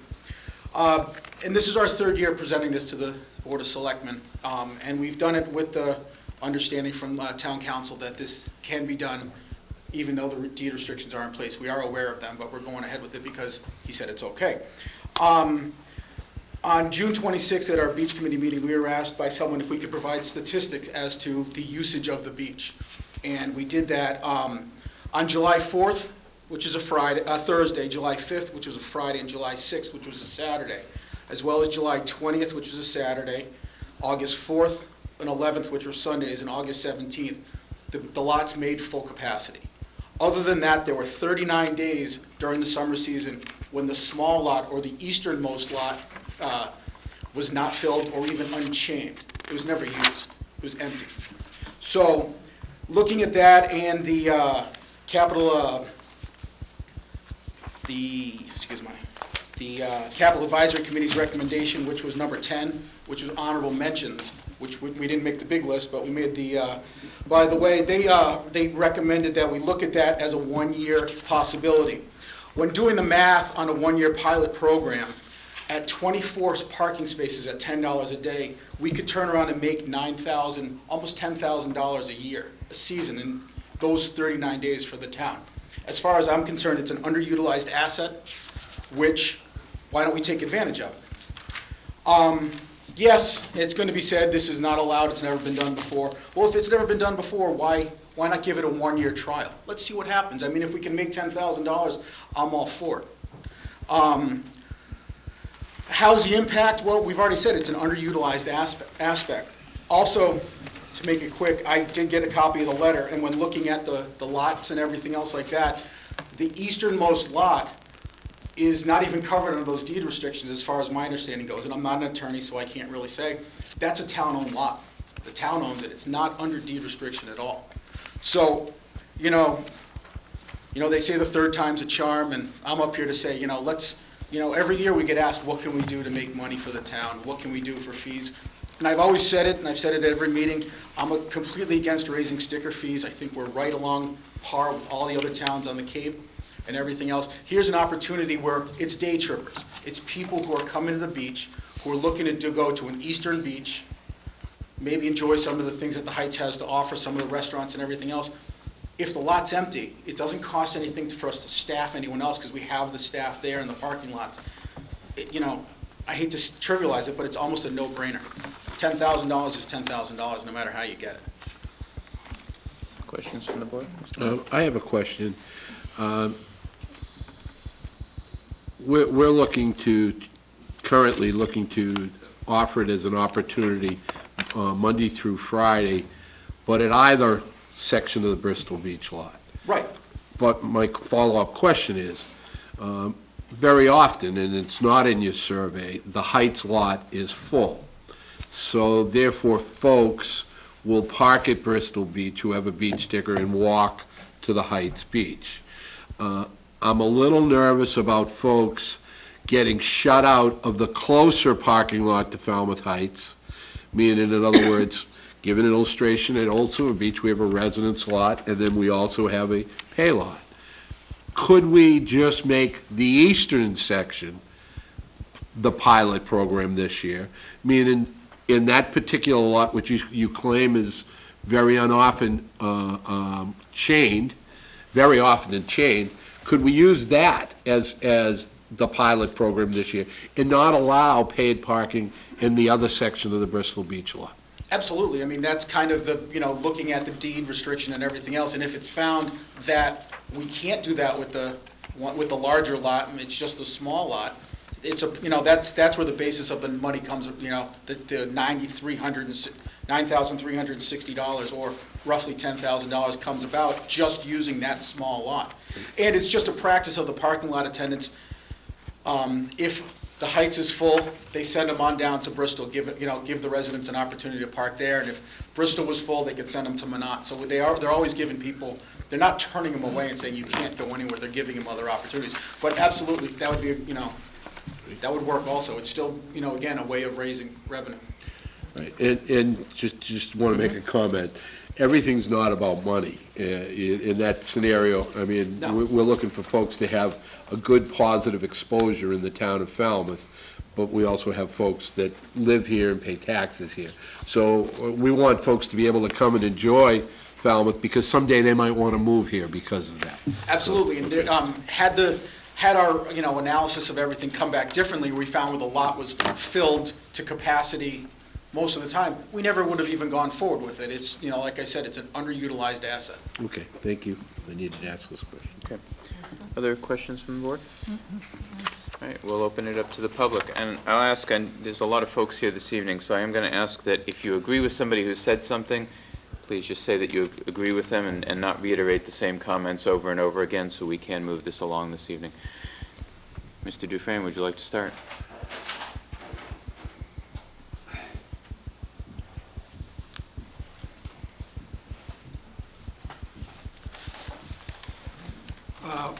For the record, Adrian Dufresne, resident of Precinct 2, resident of Falmouth Heights for 50 years. I brought with me, I happen to disagree with the Beach Committee probably for the first time in 40 years. Bristol Beach has always been a restricted resident, taxpayer, and guest beach area. When I was a beach commissioner for 10 years, a long time ago, we established 3 paid beaches: Silver Beach, Surf Drive, and Minot, for the accommodation of the day tripper that derives an income, I understand, for the beaches of over 50% of what it costs to run the beaches. This map, which I have here, shows that Mara Vesta area with those 3 small parking lots, there are 1,709 residential dwellings in that particular area. These are people that live here, and that beach area and parking area has been accessible to them for over 40 years without any interruption of the day tripper. In Falmouth Heights, there are 54 parking meters for the tripper. We could increase the parking meters if you want increased revenue, but that's not what we're here for tonight. I'm here tonight to disagree that we should take a resident beach and transform it into a paid beach under the guise that if it ain't broke, don't fix it. Money, you made the right comment. Money is not really the issue. The small parking lot that is relatively used very little, all right, there's a reason for that. Several years ago, I have some pictures here that I'd like to present to the board. I'd like to get them back because for my record, going back a long time ago, when we acquired 3 parcels of property from Charlie Botello, Gil Gesner, and Rexford Bristol for extended blanket area.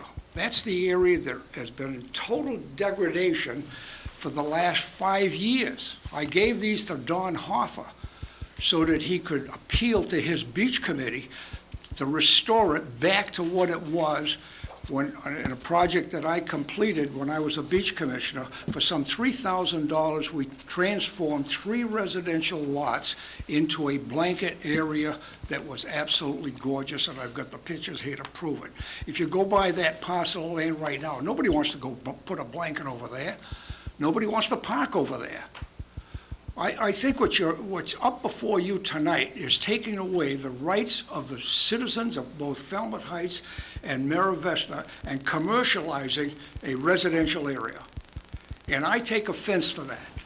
For years, my commitment has been that the taxpayer is the primary person in this community. And I think what we're looking at right now is a request from an income-producing department, and they do a hell of a job. It's my understanding we took in almost $1 million last year. All right, that's 50% over the operational cost of the beaches. Yet we can't regrade a small section for the people that live in the Mara Vesta area to come down and spread their blanket. Whether they go to the beach or not is immaterial. Most people don't go in the water today. They like to spread their blanket, they bring their kids, they play. It's an area that, to me, should be well-groomed. We don't put any money back into the Bristol Beach beach area. And now, all of a sudden, we want to charge the transits a fee to park there so that they can go to probably the businesses in Falmouth Heights, which I think is another area of concern. Falmouth Heights is and Mira Vista is a highly density developed residential neighborhood. And again, I'm going to repeat, if it ain't broke, don't fix it. We established fees 40 years ago when I was on that committee, and our primary purpose was not only to provide an income for the town of Falmouth, but to provide for the taxpayers and their guests in the town of Falmouth a place that they can go with their purchase of the stickers which contribute. You're pointing to me? You want to shut up? No, I'm sorry. The light was getting hit. It's all right. All right, hey, maybe I've said enough, maybe not. I don't know what your decisions are going to be. But when you start taking away, changing something that the taxpayers have had available to them for the purpose of income, and you hit it right on the head. Money's not the objective. It's providing accessibility for the people, the residents and guests of the town of Falmouth for access to these types of beaches. I have some other issues with the beaches if they want to listen to them some other time. Some other time. Town meeting passed an article for a concession stand in Minot. I wish the Board of Selectmen would see that concession stand and toilet facility, primarily for the benefit, which was passed by town meeting, has not been restored. We'll work on that one, Mr. Dufresne. Thank you for listening. Mr. Grosser. Anyone else interested in speaking this evening? Raise your hand, I'll get you on the list. Okay. For the record, Howard Grosser, I live at 313 Grand Ave in Falmouth Heights, and I'm president of the Falmouth Heights. Not at this time, thank you. Sorry, president of the Falmouth Heights Mira Vista Improvement Association. Mr. Chairman, members of the board, as you know, tonight's agenda item was posted as 2014 fee hearing. And I'm sure that meets the minimum requirements of the open meeting law, but I need to suggest to you that in the absence of something further descriptive, it doesn't really meet your own standards, as I understand them, of transparency. I believe that this was mentioned the last time. The recommendation to charge a fee at the Bristol Beach lot was before the board. Raising or lowering an existing fee from some dollar amount to another dollar amount is appropriately called a fee hearing.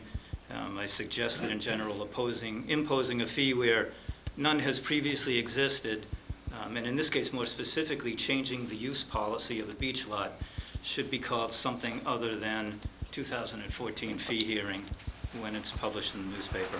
Whatever it's called, I'm happy to be here tonight to speak to you tonight about Bristol Beach, about some of the comments that our neighbors, our members have about the proposal.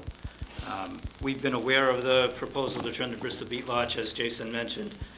This is the third year it's being brought before you. It's been discussed extensively at our annual meetings. It's been discussed by our board of directors.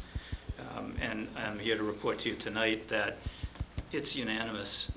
There is nobody that wants this parking lot changed, the way that it operates changed.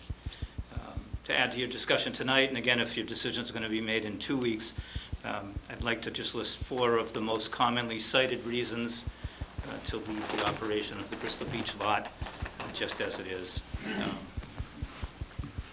From a practical standpoint, practicality was cited frequently from a number of our members and neighbors. One of the practical reasons to leave this lot alone is the fact that the parking lot itself may have a vacant spot or 2 or 12 on certain weekdays doesn't make it underutilized. In our neighborhood, it makes it civilized. Most people on Bristol Beach, as you've heard, walk there. So regardless of the number of empty parking spaces, the beach itself is hardly underutilized on any days. You mentioned legality. I know Jason had also mentioned that town council has weighed in on this. I'm not an attorney either. I did bring the deed with me and have copies for you all if you'd like to peruse it as well. One way to interpret the deed is that it's possible to charge a fee there. It's not a ruling. That would just be an opinion. I understand that the property owners at 190 and 196 Grand Ave also have opinions about whether or not you can charge a fee. And as I read the deed, as an integrated document, it cannot be done. It was set up so that it was for Falmouth residents, their guests, and anyone who buys a sticker.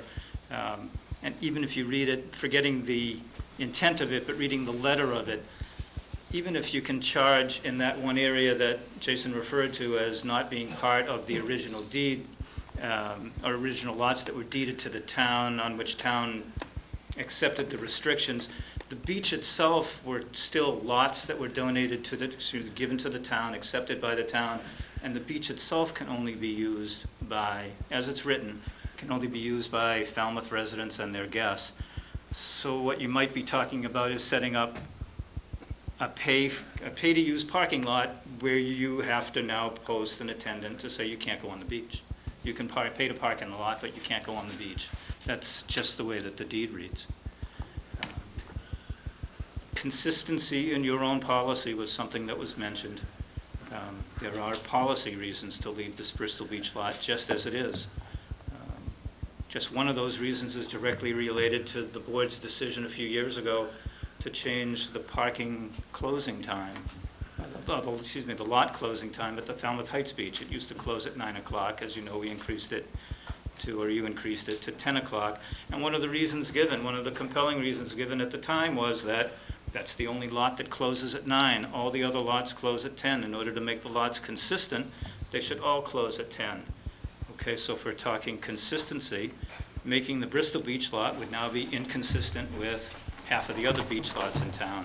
It would be inconsistent with your own consistency argument used just a few years ago to close the Heights lot later on. And one of, I know, a topic that you're all on top of, unintended consequences, was cited a lot too. Let's say you're outrageously successful in attracting residents who live outside of Falmouth to the Bristol Beach lot. Then we'll start hearing from the folks that can't park in the Bristol Beach lot. We think it's bad policy, we think it's a bad idea, and we urge you to reject the recommendation to turn the Bristol Beach lot into an old Silver Beach style pay lot. Thanks. Thank you. Gentleman in blue.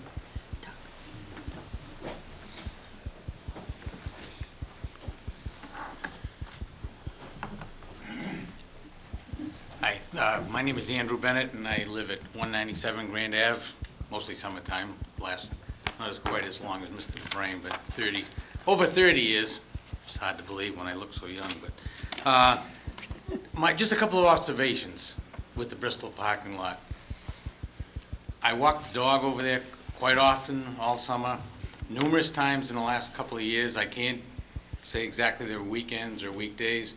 There are numerous times that I observed cars parked along Minot Road waiting to get into the parking lot, and I suppose they had to be resident parkers. And I had to think, how discouraging to somebody that's a taxpayer in town that goes and buys a sticker and has to sit and wait to get in there. Granted, the people in there are residents, that's why they have the sticker, or guests. And I guess my concern would be is if we open it up to weekdays just to fill that lot, you're gonna have the same situation over there. And it's kind of a danger along that road. If you've been around that curve, we're kind of a busy curve the last year or so with construction going on and everything else. And I've observed numerous people who park in the Bristol parking lot can't use the beach for the reasons that somebody mentioned, that there's so many residents that walk there, the beach is fairly full. So they need to take their carriages and their beach buggies and everything else and go around the curve. And there's one dwelling right next to the Heights Beach, which every year is grown over. You can't even manipulate the sidewalk with a baby carriage. And I have to, when I go with my grandchildren now, step into the street with a baby carriage to get over to the Heights Beach. It's just a concern. Do we want to increase that with more, access to the beach for the $9,000, $10,000? I think with the increase in the building down there, we should see a little more tax increase. That's just my observation on it. Thank you. Thank you. In red?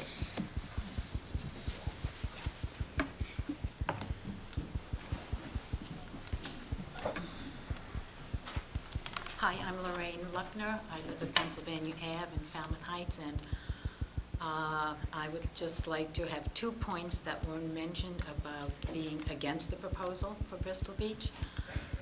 I do attend the beach committee meetings, which meet monthly on Wednesdays, and I have an understanding from listening to many of these beach committee meetings that the beach department has no real budget.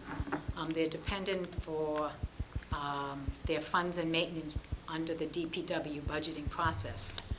And I know the members of the beach committee are very dedicated, their intentions are for the best, but when it comes for maintenance, there's no guarantee to really back up a lot of their great plans.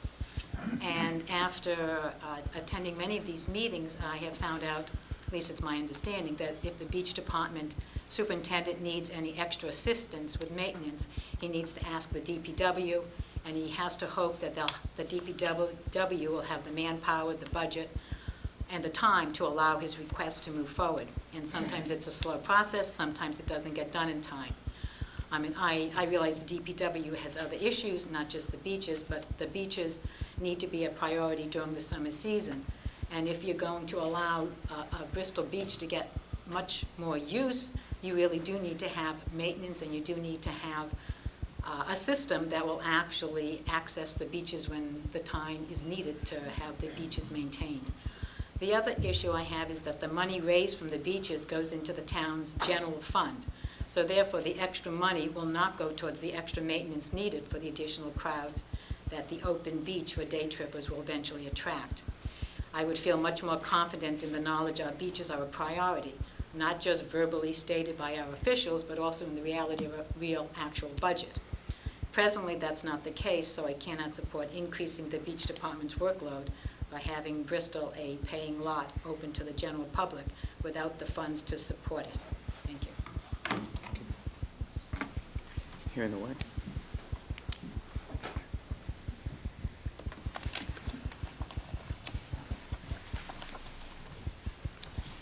I'm Susan Gallagher. I live in Lake Lehman Road in Falmouth Heights.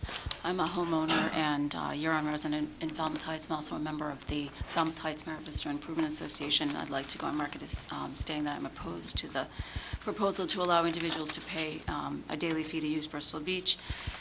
As you know, it serves a densely populated neighborhood, as Mr. Dufresne mentioned, with the Heights and Merit Vista using this beach, but it's always retained its sort of charm as a small neighborhood beach. With a distinct atmosphere, I think, from the Heights, and many people have chosen to use Bristol Beach as an alternative to the Heights Beach over the years. I've regularly used the beach for 30 years, and it's become increasingly more crowded on the beach itself due to a number of factors. I think the main lot plus the overflow lot that people have referred to, the fact that many people are walking to the beach, as well as the actual width of the beach has been reduced over years from storm erosion. There's a significant drop-off on the sand, and so it leaves less space for people to actually occupy the beach safely. So I think that has, the beach is crowded, and it's not so much because, only because the parking lot is filled. There are many people walking to the beach and using it that way. I do think that any change to the status as it exists right now should include looking at the beaches in general throughout the town in terms of the uses of the beaches, the daily parking fees, at a time when more seasonal residents can be here to participate in the process, I think would be beneficial. I do think some of the safety features have been mentioned. I have myself had to spend time waiting along the main road there to access the parking lot when it's filled. It does create a safety hazard. The street there is very narrow. People have to get around it. People are walking alongside there. There is no sidewalk to go from one lot to another. And I think that having people, day trippers, parking there, not being familiar with the connection between the two parking lots can raise a safety issue. People are walking on that street, and the attendant is running back and forth trying to man two lots at one time. So I would echo what Selectman Murphy said, that it is not only a money issue, and that the experience people have at the beach is one of the appeals that Falmouth has for many residents, and I think that we should look at that as a concern. Thank you. Ms. Lichter? Anyone else who wishes to speak? Hi, I'm Paula Lichter, Vice President of the Falmouth Heights Mira Vista Improvement Association.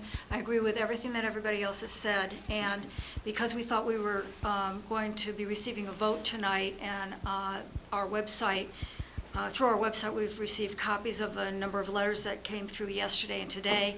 Given your work schedules, we weren't sure if you would be able to have time to have read them all. I just have a package for each of you of some of these recent letters, including Attorney Ahmed's letter. So I just wanted to give that to everybody. All right. We do have it all here. You have everybody's email that came in today? No. We may have it in our inboxes, but this is fine. We'll include it in the record. Thank you. Right, because we thought you were voting tonight. So,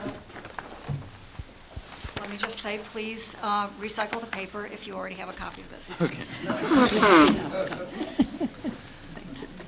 Thank you.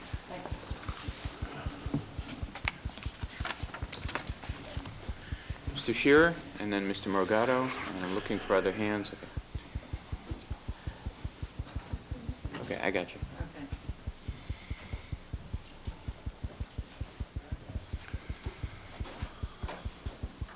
My name's Dan Shearer. I'm a member of the Beach Committee. And I'd just like to say that it's for the people of that area and their friends. We have a lot of friends that come to Falmouth and spend a lot of money. They're called tourists, and they're called people that rent houses, and they can't get beach stickers. And we've got a lot that'll hold a whole lot of cars, and it's not the money, it is the money, we like the money, but it's also satisfying these guests of Falmouth and finding a place for them. Our beaches have dwindled tremendously. Come on, people, what? Share some sand. I don't believe in private beaches. I have one, but I don't believe in them. I'm trying to get rid of it. I'm trying to. But what? I don't care anywhere about the $10,000. However, we do need money in this town. The Beach Committee really should have a budget. And this is some parking spaces for friends of Falmouth who are going to spend money here, use our conveniences, and support this town the way that we like it. Thank you. Mr. Morgado.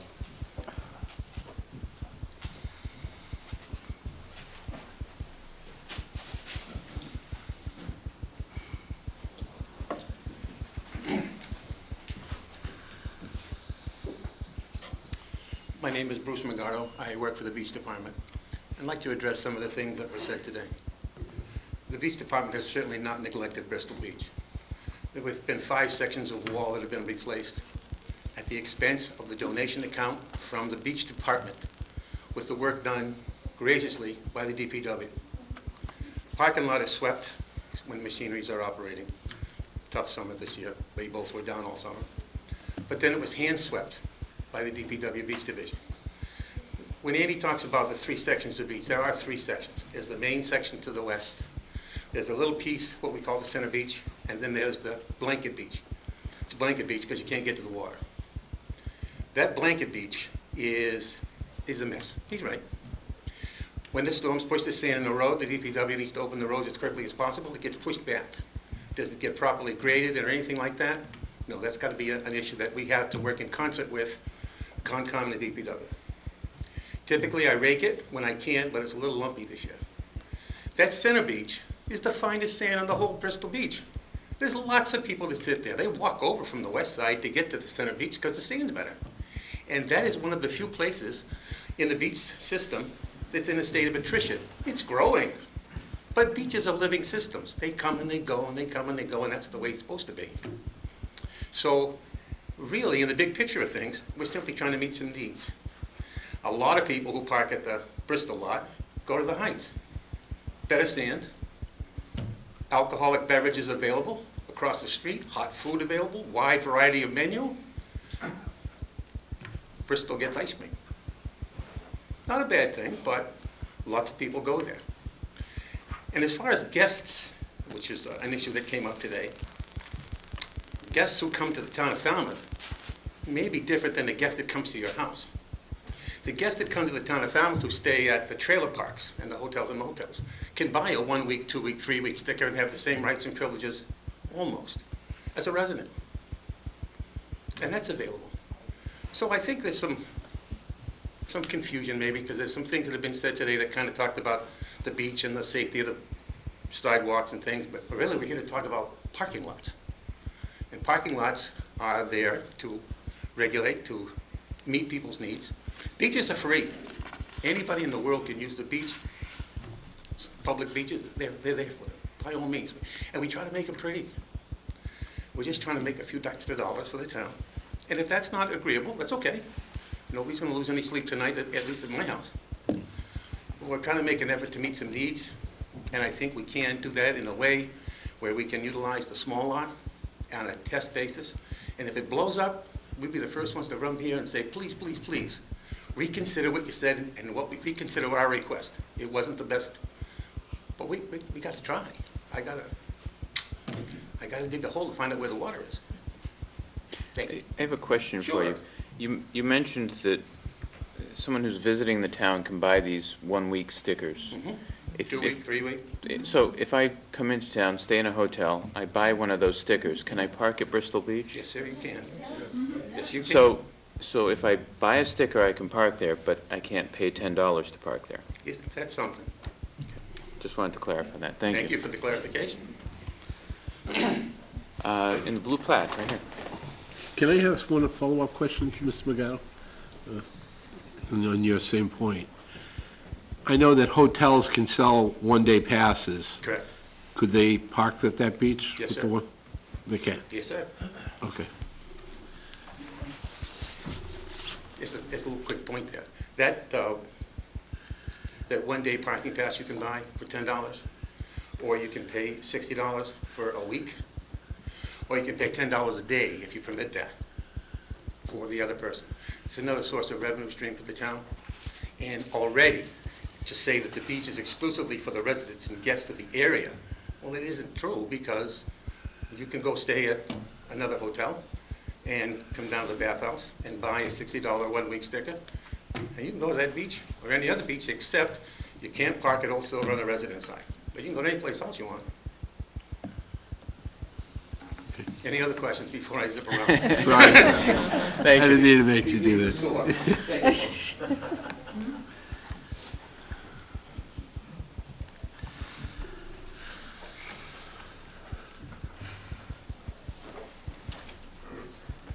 Thank you, Mr. Chairman. My name is Grant Walker. I live at 71 Philadelphia Street. Philadelphia Street is part of the Mara Vista Peninsula. And this past summer, as I recall, there were a number of times when we went to Bristol Beach, and there was a line of cars waiting to get into the parking lot. So I don't know how many days the easternmost lot was chained or unchained. 39 days, I think, we were told. I'm just wondering 39 out of how many days. And I'm wondering also, to put it in perspective, whether this past summer was a little bit cooler and there may have been a little bit less traffic to the beach. I'm not certain of that, but just some perspective on that. But I think parking is already kind of a problem there. At least I experience it as such. And then finally, I'd just like to say that, yes, I agree and concur with what has been said to oppose the idea of the $10 fee. I think the town has to consider limits that are reasonable to what we can support.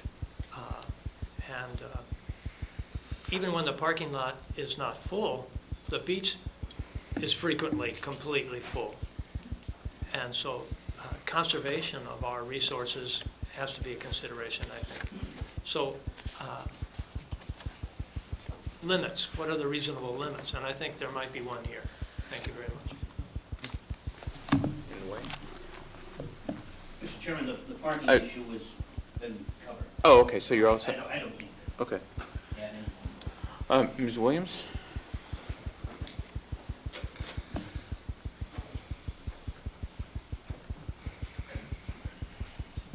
you, Mr. Chairman. Cheryl Williams, I'm a resident of Great Bay Street, and I'm also president of the T-Ticket Civic Association. And I just want to state that we do stand in support of the Falmouth Heights Mara Vista Improvement Association, both our board of directors and our full membership, in not supporting a fee for Bristol Beach.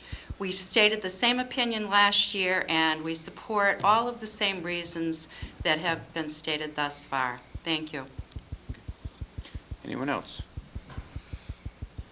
Okay. Just want to give everybody a chance before we start coming back. Something new? I appreciate it. Again, Howard Grosser, 313 Grand Ave. I don't want to put too fine a point on it, but I do want to put it into the record for tonight. I have with me, again, copies of the deed. I can give to you as well to recycle or otherwise. There are 10 lots that make up both the parking lot and the beach, and then there's an area of the parking lot that's not covered by any of the lots that the town accepted title to. I think they were referred to by Jason as we could do what we want with those lots. That may well be true. The lots 6 and 7 are the beach, the sand itself, the sand that leads down to the mean high tide line. Said lots may be used by residents of the town of Falmouth, their guests, and seasonal residents only. I'm just thinking that this is a can of worms, that if we continue talking about pay parking lot, that there may be some discussion about why we haven't been asking for IDs as people go onto the sand, because that's the way the restriction, I didn't write it, that's the way it's written. I just wanted to get it into the record. Thank you. Anyone else? Last call. All right, thank you all very much. Any last comments from the board on this one? All right, the next item, Board of Selectmen, filing fee for an aquaculture license, currently at none. The proposed is $25. Advertising fee, aquaculture and fuel storage. Do we want to give a 30-second recess to allow? Yeah, we'll pause for a moment if everybody wants to file out. Anyone who doesn't, if you're here specifically for the Bristol Beach. Oh, your pictures. Oh, Right here. do we have? Thank you. Thank you, Andy. We all looked at them. Thank you. I like your album. I like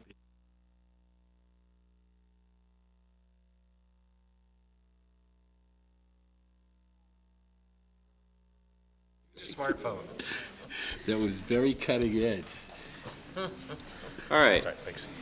The next item on the list, the Board of Selectmen fees. A filing fee for an aquaculture license, currently none, proposed $25, and an advertising fee for aquaculture or fuel storage, currently none, proposed is $25. Any questions from the board? Questions or comments from the public? All right, Conservation Commission, notice of intent applications, Category 2, commercial, currently $150, proposed $300. Category 3 is coastal projects dredging, currently $450, proposed $550. Questions or comments from the board? Questions or comments from the public? Making this easy. Fire Department, ambulance rates. BLS, which I believe is basic life support. Base rate, Medicare plus 50%, which is $552.19. The proposed would be Medicare plus 75%, $644.22. ALS 1 is advanced life support 1. Base rate is currently Medicare plus 50%, $655.74. The proposed would be Medicare plus 75%, $765.03. Advanced life support, let me get through these first. Advanced life support 2, the base rate is Medicare plus 50%, $949.09. The proposed is Medicare plus 75%, which would be $1,107.27. Ms. Moffett? Okay, thank you.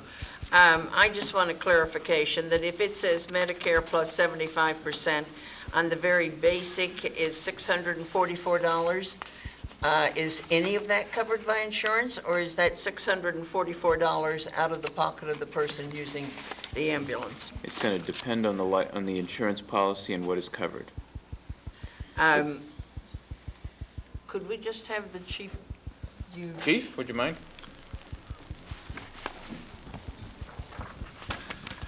Ron Sullivan, Fire Chief. That would be the Medicare rate. The Medicare rate is set twice a year, yes? and we're asking to go 75% above that rate. Okay, I guess what I am asking about is if a person is calling an ambulance in an emergency, Yes. out of pocket, it could be $644. It could be, If they didn't have any insurance, yes. without any insurance. So if they had just, well, then the Medicare would cover part, and then there's another $644? I mean, I'm trying to see No, how we're getting to that whole It's total. total. That's the total. The Medicare rate, for instance, right now, the Medicare rate is about $380-something. And if they have Medicare, that gets covered, By the, right. and there's no additional charge if they have Medicare. Correct. And it's 70% of all the incidents we do are covered by Medicare in this town. Can follow up on that, though? Boy. Wait a minute. The That's- Medicare will reimburse the 384. They won't reimburse the extra 50%, right? Right, but if you're a Medicare patient, though, that's all the town's going to receive, and that's all, that's the end of it. That's what you It's get. only private insurance that actually gets. Correct. Correct, or no insurance that gets charged. Exactly. This number. Yes. Medicare only gets charged Medicare. Everybody else gets charged this amount either through private insurance or through Or out out-of-pocket. of pocket, yes. Is there really private insurance? Yes, anymore? there is. I know, but, I mean, That's a debate I don't want to you're open right, up but I right mean, now. we're all paying for it. What percentage of the people that are using the ambulance service, what percentage have a large amount of money that they are taking out of pocket to use that ambulance? I would say very small. I Okay. mean, it's a law in Massachusetts that's certain that we have to have insurance of some type. So it's the other people that may be visiting from other states or other countries. And pretty soon, the out-of-state won't matter with the healthcare. I just think at a point at a time for anyone who needs an ambulance. I hope there isn't that cash out of pocket that is going to create another situation for them. That's all I was Well, concerned when I read that. let's stick to Thank you. questions, and we can have the discussion when we Thank you. vote on these. Well, my next question then is, how many of these do you have to, in other words, the insurance company, I'm sure, pays a portion. How many of these runs do you have to bill directly? I know we have a new billing service. Do you have to bill directly to the people? To the individual, I don't know. See, that's where it is. Yeah. Can you get us that, do you think? You should be able to, I'm sure, because it's a percentage that the health insurance company would pay. Right. And then the rest would be, the remainder would be, given an illustration, if I go to the doctor and there's more than my deductible or what have you, I have to pay that out of my own pocket. So I'm billed by the doctor for that personally. So I'm sure our department or our billing service is billing these folks. We should have a record of that, right? I would believe they would have. Okay, can we get that through the town manager's office? Certainly. Okay, thank you. Well, I just want to make one statement. Usually, Medicare will pay its portion. If somebody has insurance for the ambulance, it will oftentimes pay up to 80% of what Medicare doesn't pay. So, and then the individual is sometimes liable for the other 20%. But that's not always the case, because the plans are all so different now that it's really hard to know. I guess my question is, when you bill for ambulance service, do you bill the insurance company directly, or do you bill the patient? The insurance company. The insurance company, okay. If they have So whether the If they have insurance company then bills the patient or not, that, you don't know about that? I don't. That's right. So you bill it through insurance? Yes, as far as I know. Any other questions from the board? No, thank you. Questions or comments from the public about this? Okay. Next, under the fire department sprinkler system permit fee, currently $25, proposed $50. Questions or comments from the board? From the public? Marine and Environmental Services Department, we have a few of these in here.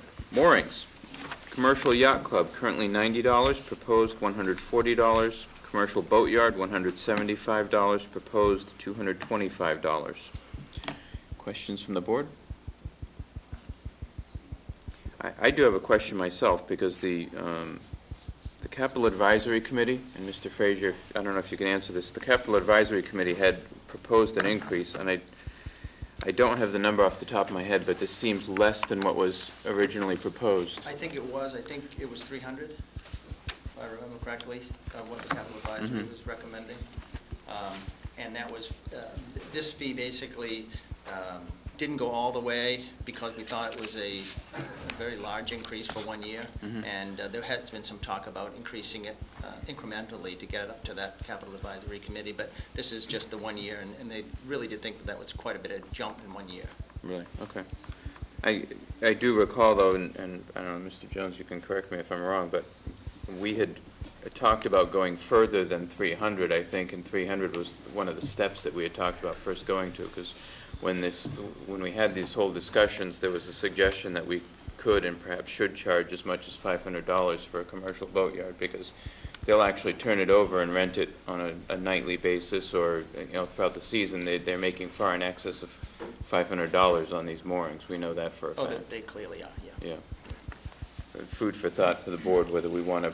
So I would think it would be good to kind of put a star against that, and as we bring it back, remember that there's an option of increasing it if we choose to do that, beyond the 225. Yeah, and the board does have that option with any of these fees. These are recommendations. Right. We can choose to take the recommendation. We can choose to lower it or increase it based on where we want to go with this. So, any other questions or comments about moorings from the public?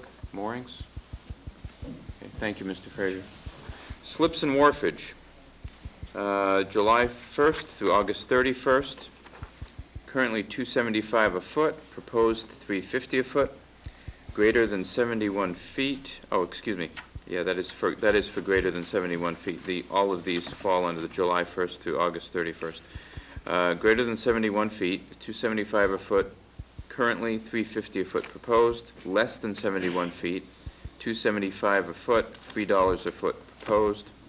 50 amp, 220 volt service, electric service is $30 a day, proposed $40 a day. 100 amp service is $75 a day, proposed $90 a day. Questions from the board? Questions or comments from the public? Mr. Chairman, because I may not remember it later on, but I'm thinking that when we bring this back again the next time, perhaps we could have the slides show up on the screen, so that while you're reading it, everybody could see what we're looking at. That'd be a good idea, yes. Okay. Thank you. All right, Maine Marina and Davis Floats, a resident, $152 per foot. I believe this is for the season. Mr. Frazier, could you clarify that first? Yeah, it's currently $152 a foot, so it would increase to $154 a foot. Is that for the season then? Yes. Okay, all right, that's why I wanted to clarify. Non-resident was $175 a foot, or is, excuse me, and is proposed to be $177 a foot. Any questions from the board? Questions or comments from the public? Charter boat section, resident is currently $147 per foot, proposed to be $150 per foot. Non-resident, $170 per foot, proposed $173 per foot. Questions from the board? My only question is a trivial one, is why aren't we just more consistent? We're $1 off, or $4 off between Charter Boat and Maine Marina, and $10 off between that and Green Pond. Why wouldn't it make more sense just to have the 155 at all three places? Well, because the services aren't exactly the same. Okay. We don't have many restroom facilities at Green Pond, for instance. Okay. So there's a discount for the charter boats. They've always historically, because they don't have the same dockage setup. So there are little reasons why the fees are not the same. Thank you. Questions from the public? Which brings us to the Green Pond mooring, or Green Pond slips, excuse me. Resident is currently $138 a foot, proposed $140. Non-resident, $159 per foot, proposed $161. Any other questions from the board? Questions or comments from the public? Seasonal power charges, 30 amp, 110 volt, $250 per season, 300 is current, 300 per season is proposed. 50 amp, 220 volt, currently $750 per season, $850 proposed. 100 amp is currently $1,750 per season, proposed $1,950. Questions from the board? From the public? Simpson's Landing, per month, $200. Proposal is to delete this. Fueling truck yearly, $1,000. Proposal is $2,500. Questions from the board? Is there a reason to delete it? We currently have no monthly payments and haven't had for years. Everybody that does get a contract with us does on an annual basis. Thank you. And the Tides bulkhead? I'm sorry? I wanted to ask about the fuel truck. What kind of enforcement do we do to make sure that these fuel trucks are actually paying this fee? Because I know they just show up. They're on an annual contract, so the $1,000 fee proposed to go to $2,500, we bill them in December for the next year. Okay. So they'll pay in advance for the year. But there are no other fuel trucks that just happen to try to jump in and There's several companies that are approved, and I haven't seen any that we're not familiar with. Okay, great. Oh, thank you. That's really what I was asking. Appreciate it. Okay. Any further questions from the board? Questions or comments from the public? Tides bulkhead, per month, $200. Proposed to delete it. Fueling truck yearly, currently $1,000. Proposed $2,500. Questions from the board? Questions or comments from the public? Do you expect we're going to have many problems with these trucks having a 250% increase in their cost? That could be as little as one fill-up for some of these yachts that they're filling up. I don't suspect that we're going to have much of a problem. Great. There's an extra Actually, $3,000. Mr. Frazier, I apologize. A follow-up question. Do we have any other comparisons to other communities on the Cape that have similar fees, or are these? For the fueling? Yeah. I don't have those, but I'd be certainly willing to call around and find out what that is and get that back to you. Yeah, I'd appreciate that. It'd be a good comparison to see where we are with that. I know that the Waterways Committee was coming up with some new regulations for fuel trucks. Have they been actually voted in? Yes, and actually, there's another round that's changing the times, but the original changes to those regulations have been approved and are currently in effect. Okay, great. Thank you. Thank you. All right, animal control. Pickup fee, subsequent time in the same calendar year, currently none. Proposed to be $35. Care and custody fee, subsequent time in the same calendar year, currently none. Proposed to be $25. Questions from the board? Questions or comments from the public? Recreation Department, Youth Summer Playground Camp, the Teen Camp. This is 9 a.m. to 3 p.m. It is currently $140 for 2 weeks, proposed to be $150 for 2 weeks. 9 a.m. to 4 p.m. is $160 for 2 weeks, proposed $175 for 2 weeks. Questions from the board? Questions or comments from the public? All right. Historic Districts Commission, certificates of appropriateness. Applications requiring public hearing, no fee, proposed to be $25. Applications for sign hearings, no fee, proposed to be $10. Questions from the board? Questions or comments from the public? All right, and that brings us to the end of the fees. So we, again, will be revisiting these in a couple of weeks so that there's time. If anyone chooses to submit any additional testimony, you can do so. And we'll have this on the agenda again as well in 2 weeks. Next item on our agenda is a mooring rental pilot discussion. Mr. Frazier. Good evening. I think you've all got a copy of the basic outline of what we're hoping to do.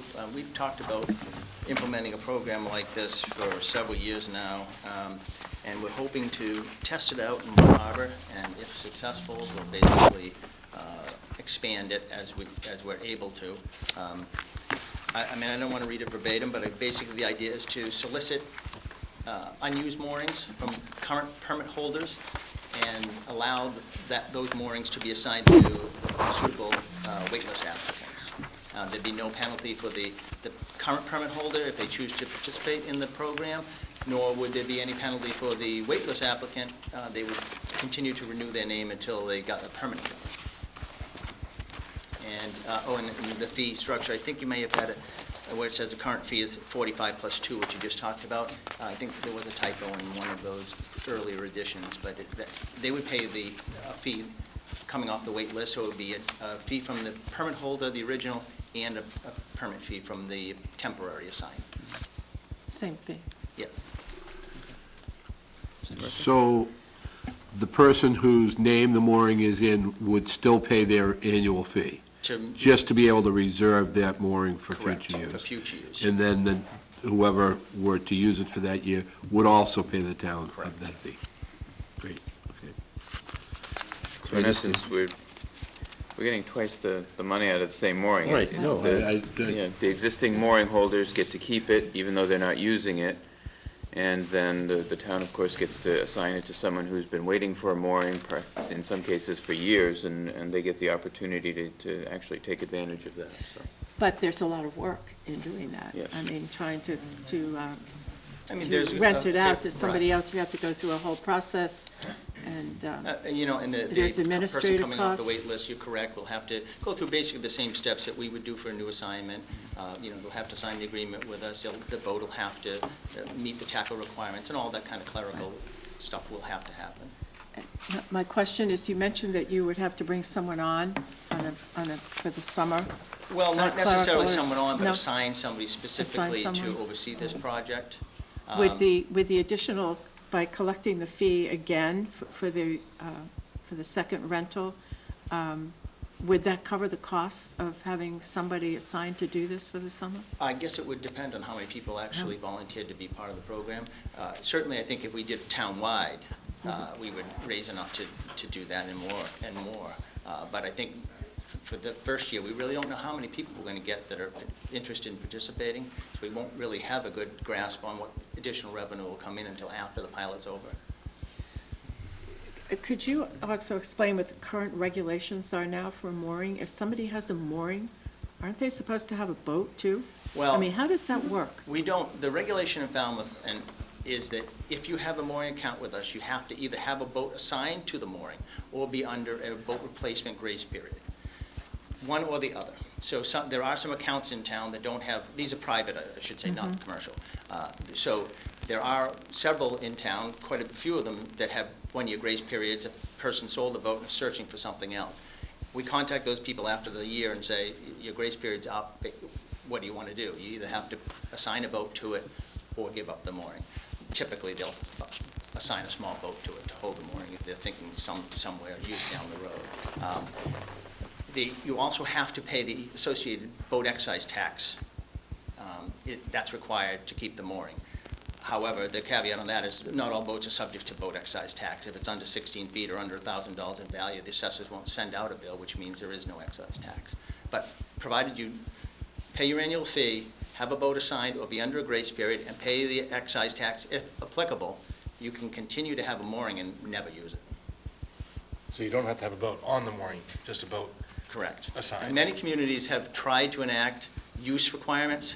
They're virtually impossible from my discussions with these people to verify. I mean, if we had one harbor where we could constantly monitor to see who's using their moorings, it might be doable, but because our moorings are spread out in such large areas, we would never have the staff to be able to tell who's actually using them on a regular basis.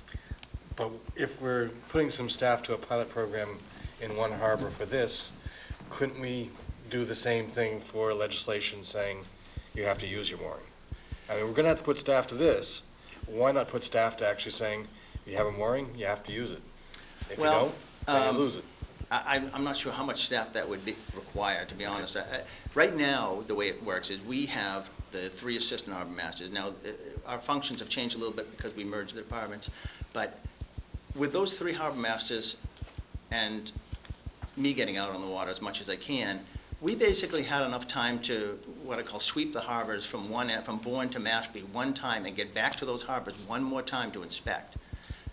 And, you know, it's very easy for things to slip by us because we just don't have the amount of people it would require for constant monitoring. I know the towns that have enacted those, particularly Harwich, they're not enforceable. They've tried them and said, we just can't tell how long people are on. And, you know, if we happen to go out and inspect West Falmouth Harbor tomorrow and say, okay, call someone up and said, your boat isn't there. Well, they're off in Mattapoisett, or they're down somewhere else and they're back the next day. We literally have to inspect almost every single day to know for sure whether a mooring's being used.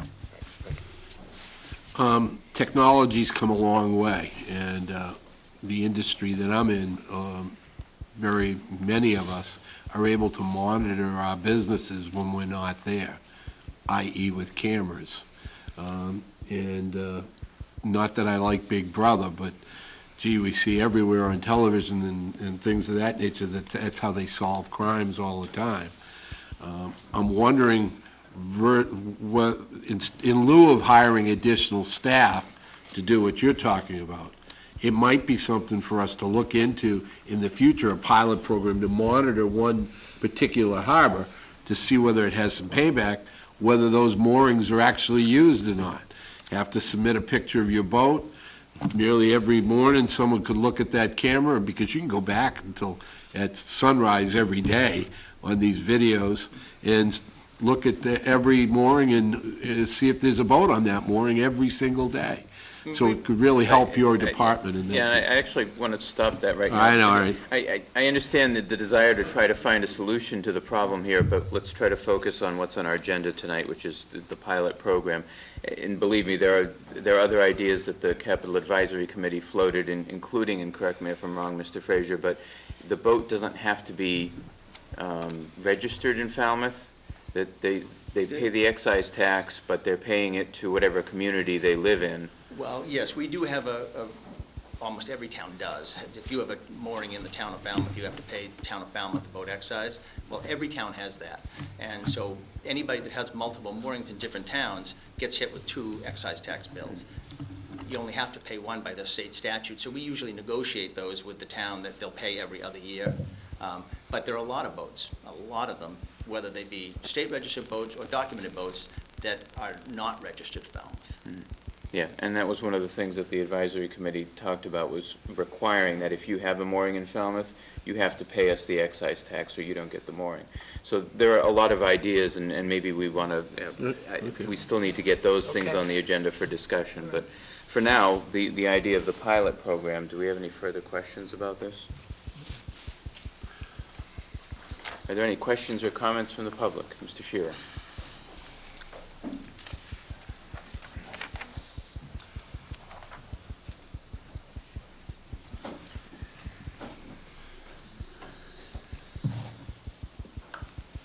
Dan Shearer, Precinct 6, West Falmouth.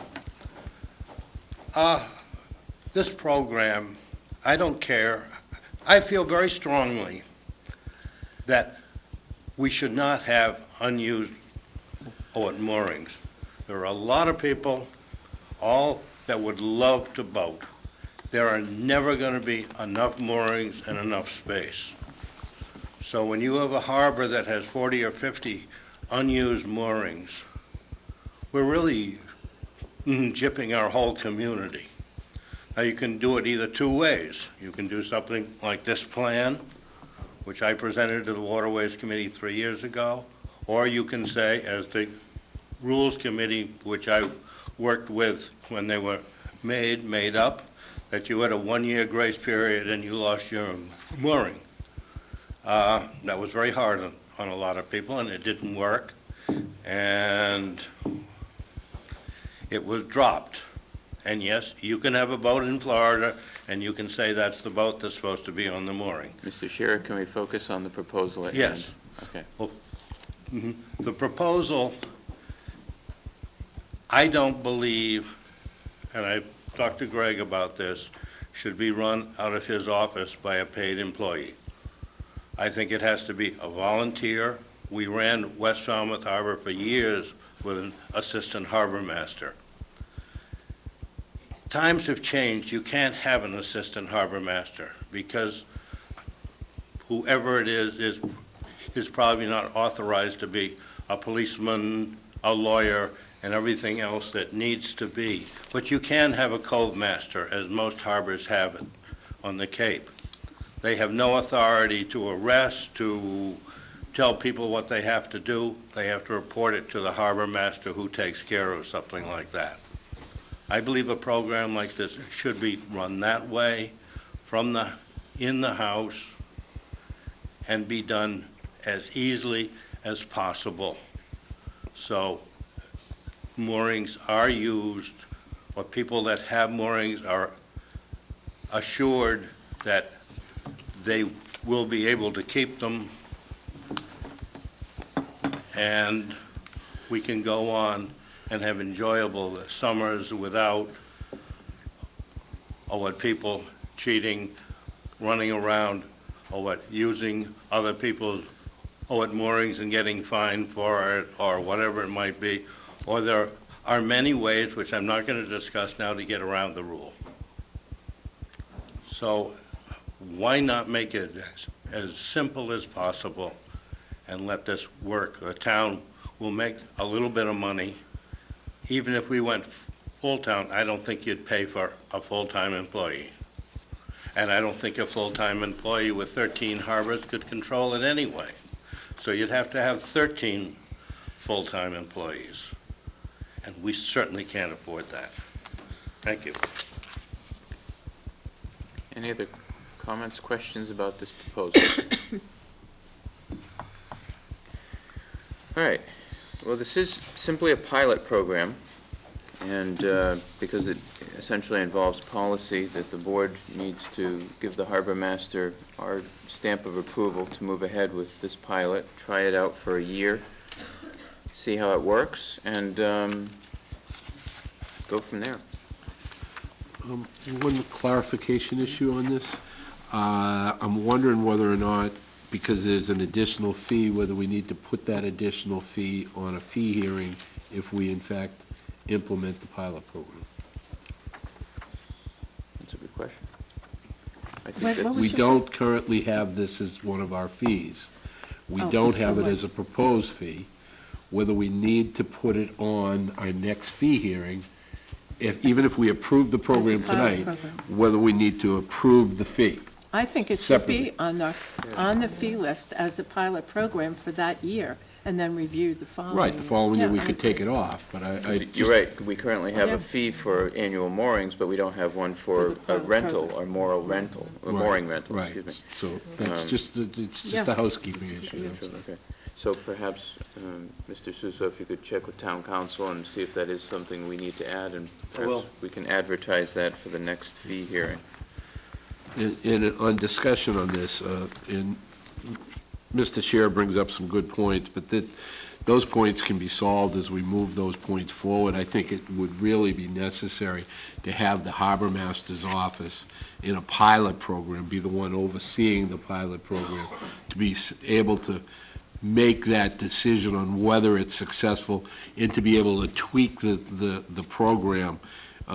We could always look at, if we move this to other harbors, cove masters or volunteers to assist us.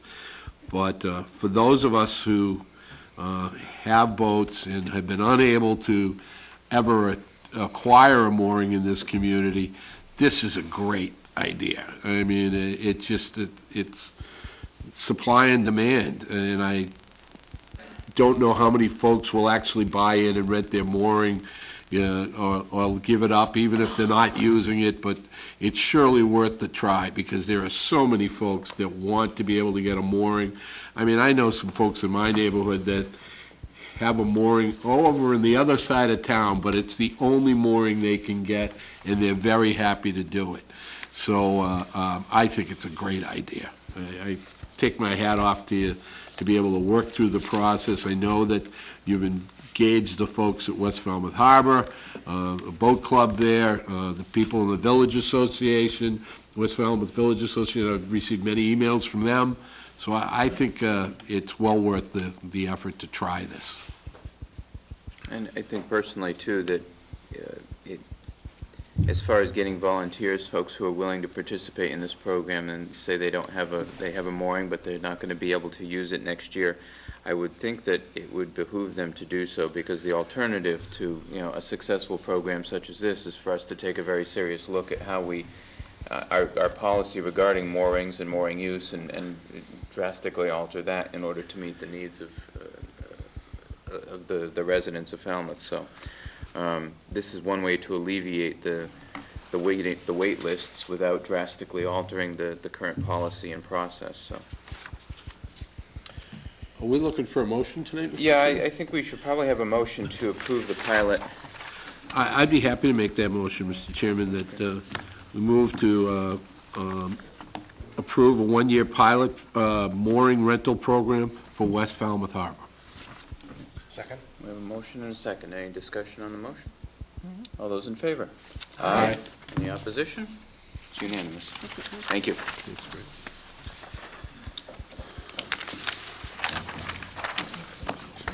All right, next item on our agenda, we have a request for special events. This is the Falmouth Farmers Market.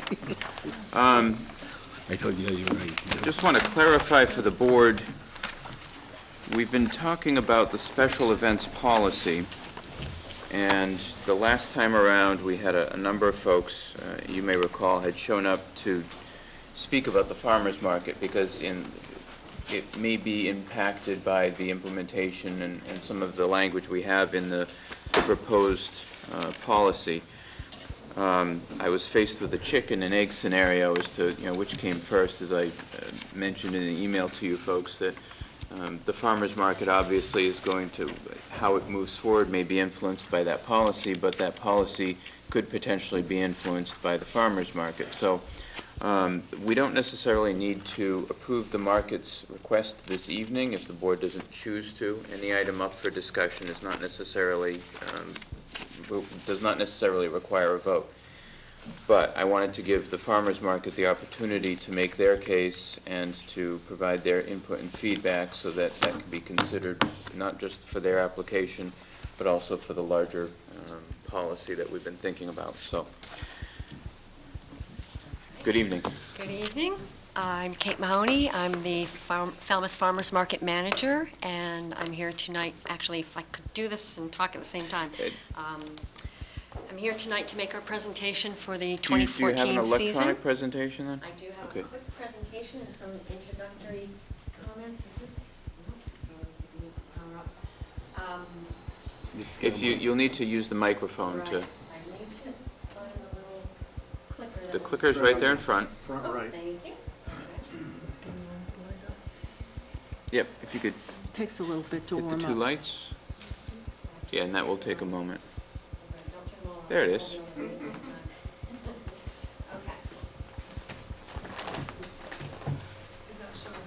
It is. It'll take a second, I believe, so let me, this is interesting, trying to do this new guy. Hold on. Gotta get the, okay. Here we go. Thank you. Bear with me a second, I'm kind of new at this. There you go. Okay, there we go. So, this is a pretty brief presentation of some comments that I thought were, the board felt was useful for this discussion, and it gives a quick overall of our beginnings and what has happened over the last 6 years and where we hope this will progress. All right. So, the Farmers Market was a town-initiated organization under the AgCom in 2007, and the original farmers market was able to start up with seed money from the Massachusetts Department of Agriculture, Agricultural Resources, which is, in another slide you'll see it's abbreviated as MDAR. And at that same time, through the AgCom, the enterprise, the Falmouth Enterprise, put out a call for volunteers, and many of those same volunteers are on our board today, and many of them are here in the audience tonight. The farmers market started its first event in 2008, and under the original design of the AgCom.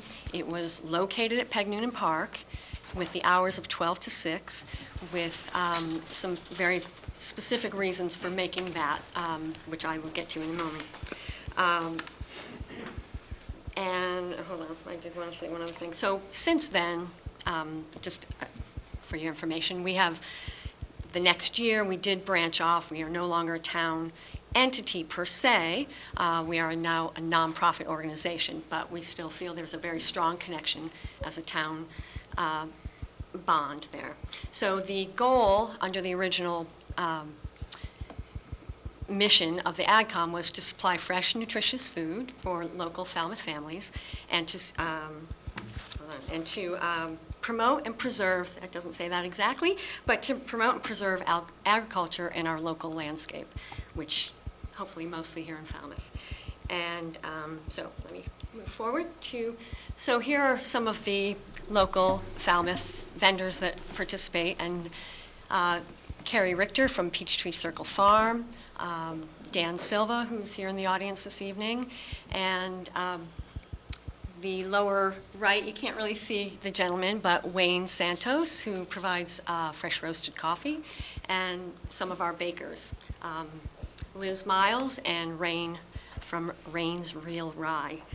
So, and the issue here, or not the issue, but what this is trying to illustrate too, is that these local small vendors, the part of the mission here that the AgCom had started was to help our small local farmers and small artisan food makers expand their business. The farmers market gives them a platform to do that, gives them a venue to do that, whereas you know, it fits into a business model that works for small farmers in particular. The benefits to the community, as you can see, we've listed quite a few, but I'd like to point out just a few that really stand out specifically, aside from the nutritious food, of course, which is a very important part of the whole thing, is our vendors, our farmers have donated more than 1 to 2 tons of food annually to the Falmouth Service Center. That's a huge benefit to people in need that don't otherwise have access to fresh produce. It's a very family-friendly venue for learning. The Farmers Market Board in particular, disseminate all sorts of information about other community events, information to visitors. We provide a platform for other nonprofit organizations in the community to come and give information to, you know, people that come to the market. So we collaborate with a lot of other people for that purpose of learning. And in particular, to us, the biggest benefit is it builds community here. It's a very vibrant, fun destination. Main streets in many areas across the country are dying, and we create a beautiful and festive event that brings people to downtown. And many of our people, local residents, tell us they wouldn't even bother come to Falmouth, but they now consider Thursday Falmouth Farmers Market Day, and then they do other things. Otherwise, they would avoid downtown. So we feel like we're bringing a really huge benefit to the town to make a very beautiful and fun and vibrant place. Okay, so it's a fun gathering place. So the next part that we feel is really important too is the partnering that we do. So again, I won't go through each one, you can read them for yourselves, but in particular, again, the Falmouth Service Center and the food donation, that's a huge piece of that. The learning piece of that too, we've partnered with Highfield Hall and the Historical Society. We've done many classes about food preparation, exciting things like that. And the Falmouth schools, I'd like to mention them in particular too, because without them, one of the issues that has arisen in the past that we've discussed is the parking. And because of the superintendent of school being very helpful to us, has provided us, you know, Mullen Hall School is a parking area, Lawrence School. So that's been very helpful to try to alleviate some of the issues that have been raised about parking and traffic in downtown. And the partnership with the Falmouth DPW has been very productive for, I think, the town and for us, because it's helped to make the park a better place, which I hope these next slides will illustrate. We have been a collaborative park steward with the DPW for the last 2 years in particular. And you'll see, this is what the park looked like when we had our first event in June 2008. You can see, hopefully, the lack of grass. The park doesn't look that great at that time. This is the first year we started, so that's what it looked like when we started. Then that's what the park looks like this June of 2013. You can see the grass looks pretty good, pretty lush.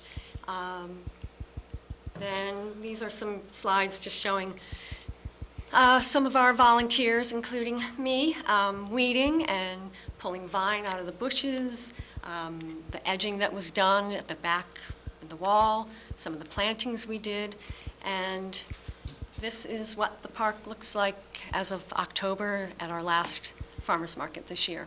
So you can see that the park looks pretty good compared to what it looked like when we started there. So there's that, and our final thoughts on, hopefully in this presentation we can make a compelling argument to you that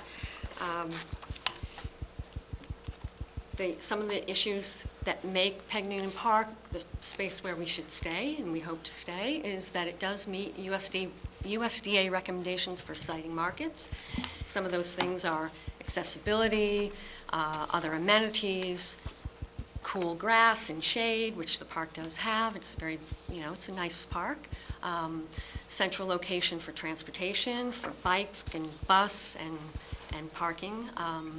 Even though parking is one of those things that is an issue in town, we feel that it's a town-wide issue. It's not just a farmer's market issue. Hours are what we feel the 12 to 6 hour time slot that we have meets the needs both of our residents and of visitors. And we, again, as I said in the beginning opening statements, we're a unique town-initiated event, and we would like to have you strongly consider reclassifying us as a regular event. We don't feel that we fall under the category of a special event because we are a town. We are woven into the fabric of this town now, and we feel that it's a good thing. It's a benefit for this town in a huge way, for many different reasons I've just listed. And so with those thoughts in mind, what we're asking tonight is the reasons that we should stay at Peg Noonan Park. Or we want to stay at Peg Noonan Park. We would like to return to our original hours of 12 to 6, which would help the local residents come to the market after work. We've heard from many of our constituents, your constituents and our customers, that that's been a hardship for them this year. And as I said, we'd like to have you consider us reclassified as a regular event because we are part of the institution of Falmouth, we feel now.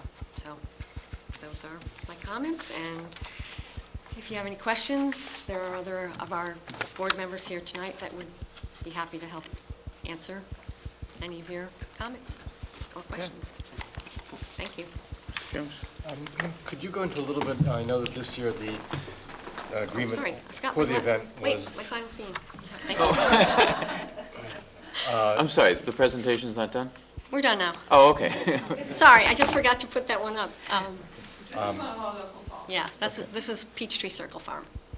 Could you highlight a little more detail about approximately $2,000 in-kind services that went into the park this summer? I can, because actually we went more like $4,000 worth of in-kind services. So we estimated, and Patricia and I in particular did a lot of the maintenance parts ourselves because we were here and able to do that, but we planted a hydrangea bush, we planted mums, we did weeding about 2 to 4 hours every other week or so, watering regularly, and this was a heavy drought year, so that was required a lot of water time. Patricia in particular took care of a lot of that. We planted the shade, I can't even think of the name of them anymore, but anyway, under the pine tree, we planted flowers there. So we did a lot of that. We mulched, I aerated myself, the whole park in the spring. We had a number of our board members come and spread composted horse manure. We mulched the back beds, so we've put in, on average, yeah, and we reseeded throughout the whole season, but we did an initial reseeding in spring, which was unfortunate. We kind of got a lot late start because there were some things we were told were going to happen by the DPW in terms of the deck and things like that, so we kind of ended up having to put things off, and then we're a little bit in a rush at the end there, but, and also because of somewhat of the uncertainty of, you know, the permit last year and where we were at with the town. So we've put way more than what was suggested under the initial special permit fees. Double. Any other questions? No, but I want to say I really appreciate that presentation because, like you say, there are things that we may not know that what you do, and I think it's important to know that you are, you're not a partner, but you also take care of the property as well. I think that's an important area to highlight what you did. Thank you. I think I'd like to say to you that I think people in Falmouth are very proud that we have a farmer's market. And I think that as you were listing the products and the things that you sell, people look forward to that. So I just want to tell you that it's in saying that your town, you know, sponsors and continues to sponsor a farmer's market is a proud thing to say. Thanks. I have a question about, there's been a lot of talk about Thursdays and the difficulties parking on Thursdays. Have you folks done any, kind of lack of a better word, study to see, are the problems parking on Thursdays, do you think they're contributed, or is the farmer's market a significant contributor to those problems?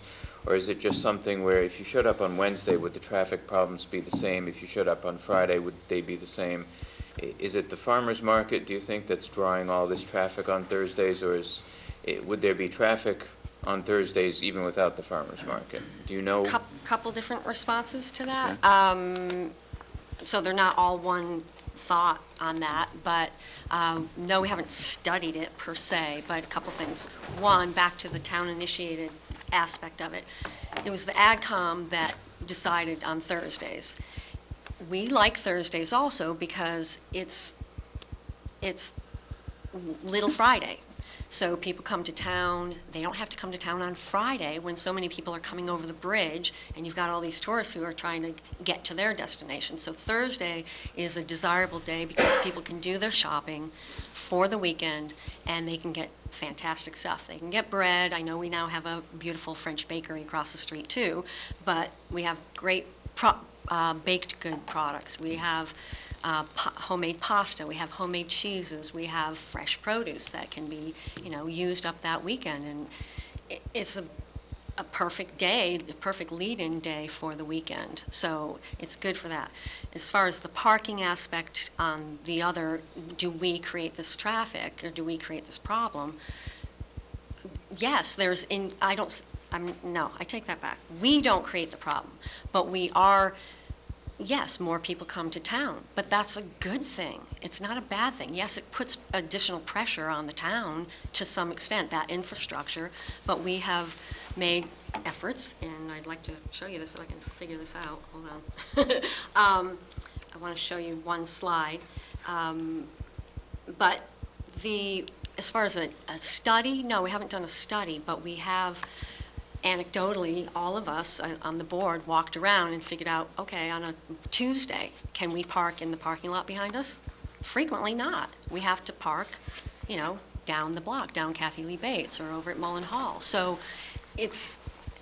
there's traffic and parking pressures every day of the week. It's a tourist town where we have tourist parking issues. And, you know, as I said earlier, I think it's a good thing in a way. Yes, it's frustrating for people at times, but wouldn't you rather have more traffic downtown than a dead Main Street like a lot of towns across America have? I think we have the enviable situation that we have a beautiful, vibrant situation happening downtown, and traditionally farmers markets have been in the center of town. And there's reasons that the USDA has those recommended siting issues. But let me get, and I wanted to show you one thing. Oh, if I can get there, hold on, sorry. I can't help making sound effects sometimes. There we go, let me get there, there we go. And we put money into making up these parking signs. So we have 5 of these parking signs that are deployed when school's out. I mean, we can't help it when school's in, but when school's out, you know, we go around and we've got these and some other very beautiful signs that were made up by one of our board members, Molly Bang, and we put them all around so that we can try to, as best we can, direct to other off Main Street, off of that main heavily, you know, utilized parking space in the back. Sorry, Patricia Gatsby, I'm a board member. I'd just like to add one thing about what we've discovered about the typical usage of our customers coming to the market. They're either very targeted shoppers. They come, they spend 10 minutes there and they leave, so they're in and out of their parking spots if they came by car. Many of them actually walk and bike. The other thing is that we have many people who would not normally come into town if they could possibly avoid it in the summer, but they come on Thursdays because the market is there. They go to the hairdresser, they go to the post office, they go to the library, they go to Eastman's, they buy their children's parties, presents at Kaleidoscope.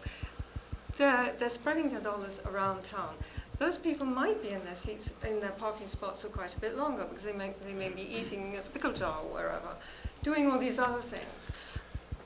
The amount of time they actually spend parking for the market is rather small compared to the rest of the time that they spend on Main Street. Last year when you came, you said that you'd been having some issues with getting the vendors not to park in the Peg Noonan Park. Did you have more success in getting them to park off-site this year? Yeah, because it was a pain to have to, you know, I mean, I had to spend that time doing that. So unfortunately, it does take a little bit away, but that was an important aspect of, you know, some of the comments that were made. So we put that effort in, both physically and with money and with the signage. I would imagine, well, I would hope after a few weeks, they would get the message and it wouldn't become as much. Oh, they do, Okay. but you know, it's like, you know, the kid who's late to school every day. Can you go move your car? I mean, so there are those that, you know, realize, and we have continually for years, long before last year, stressed to everybody how important it was to try to, you know, alleviate the parking, alleviate the traffic, and which I'd like to make a point about that. But going back to our previous hours, I think would help with the traffic. Getting out at 5 o'clock actually added to the issue, it didn't alleviate the issue. So yeah, vendors are very good about parking, and even some of our customers realize that, you know, we want to stay in this location for many reasons, as I've already discussed, and that we've been talking about for the last couple of years. And so they realize that, you know, they're trying to help too. But I hope that maybe we can work with the town to come up with some other solutions. So it's not, the farmer's market doesn't have to constantly be treated as if we're the ones who are creating this parking issue. There are added stress for sure, but it's a town parking issue. It's not just the farmer's market. To your request about a regular event, I don't think there is such a thing as a regular event. I mean, everything comes back, whether it's the Christmas parade, the road race, everything comes back for an annual request. We're not saying that. We're saying that we should be given sort of a separate consideration that each year we don't have to go through the uncertainty of reciting different hours. You know, it's creating anxiety and a lot of, we're a volunteer board, so we're ending up spending a lot of extra time worrying about things where our energies would be much better spent, and getting back to some of the mission that we hope to continue to progress with, which is education and other events. And not that these won't still be things that have to be dealt with, but we feel that the fee, if we continue the stewardship with the park issue, with the DPW, that those are things that now would be something that we can count on, that we won't have this year in, year out in uncertainty of our future. If I could just clarify one point. Basically what we're asking is that the special event... To the microphone, please, so the folks at home can hear you. The special event, as policy as it's now conceived, we feel that we do not belong under it, because we are not a wedding, we are not a road race, we are not an event created by some out-of-town entity coming to use Falmouth property. We're a rather different category because we were created by the town initially, with a mission that we're still carrying out. So we're asking if you would consider us in a different light from an event that's treated as a special event, because we're not a special event, we're a regular event. Mr. Murphy? A couple of things in regard to the special event aspect. This board, or any future board, can't be tied to anything this board votes tonight anyways. If we created you as a separate entity, the policy is always subject to any other board's review. I want to lead off by saying that I think the farmers market is a valuable aspect of this community. It provides folks with fresh products, although I don't agree with all the products that are sold there, specifically competing items. I think it serves a need of this community. I do have a problem with the location, and I'm going to say, come right out, I know that I've got some emails, but we've also got a lot of emails. I've spoken to a lot of merchants, and I really don't think anything should be sold at Peg Noonan Park in the months of July and August. We have a beach wedding policy that this board votes, that we don't allow weddings in the middle of the summer on our beaches until late in the afternoon because of the influx. My question is, are you doing something for Main Street, or are you doing something for the farmers market by the location? One of the suggestions that this board talked about, and we talked about it at our retreat, was, I know that it's been brought up in the past, the potential about down on the waterfront by the band shell, and I know that was rejected. But we have a large Main Street, and our only green space on Main Street, with the exception of the library lawn, which is not under the jurisdiction of the Board of Selectmen, is under the trustees of the library. The only green space on Main Street is Peg Noonan Park. I don't want to be competing with folks who might want to go there for lunch. I really don't think that we should exclude. I think we need to include as many groups as we can, including yourselves. I think that my personal opinion is that we could carve out a wonderful spot on Main Street in front of the rec center that would have the access, as you spoke of, folks who don't want to come into town but want to come to the farmers market, folks that want to come in and go out because they're not there for a long period of time. Plenty of parking.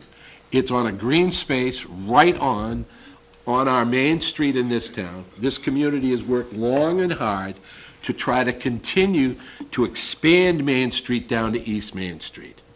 I think if this town and this Board of Selectmen works to make that area a pavilion type of area where everyone's going to want to go to be able to do this, because you're going to have an opportunity for folks to be able to pull in, pull out.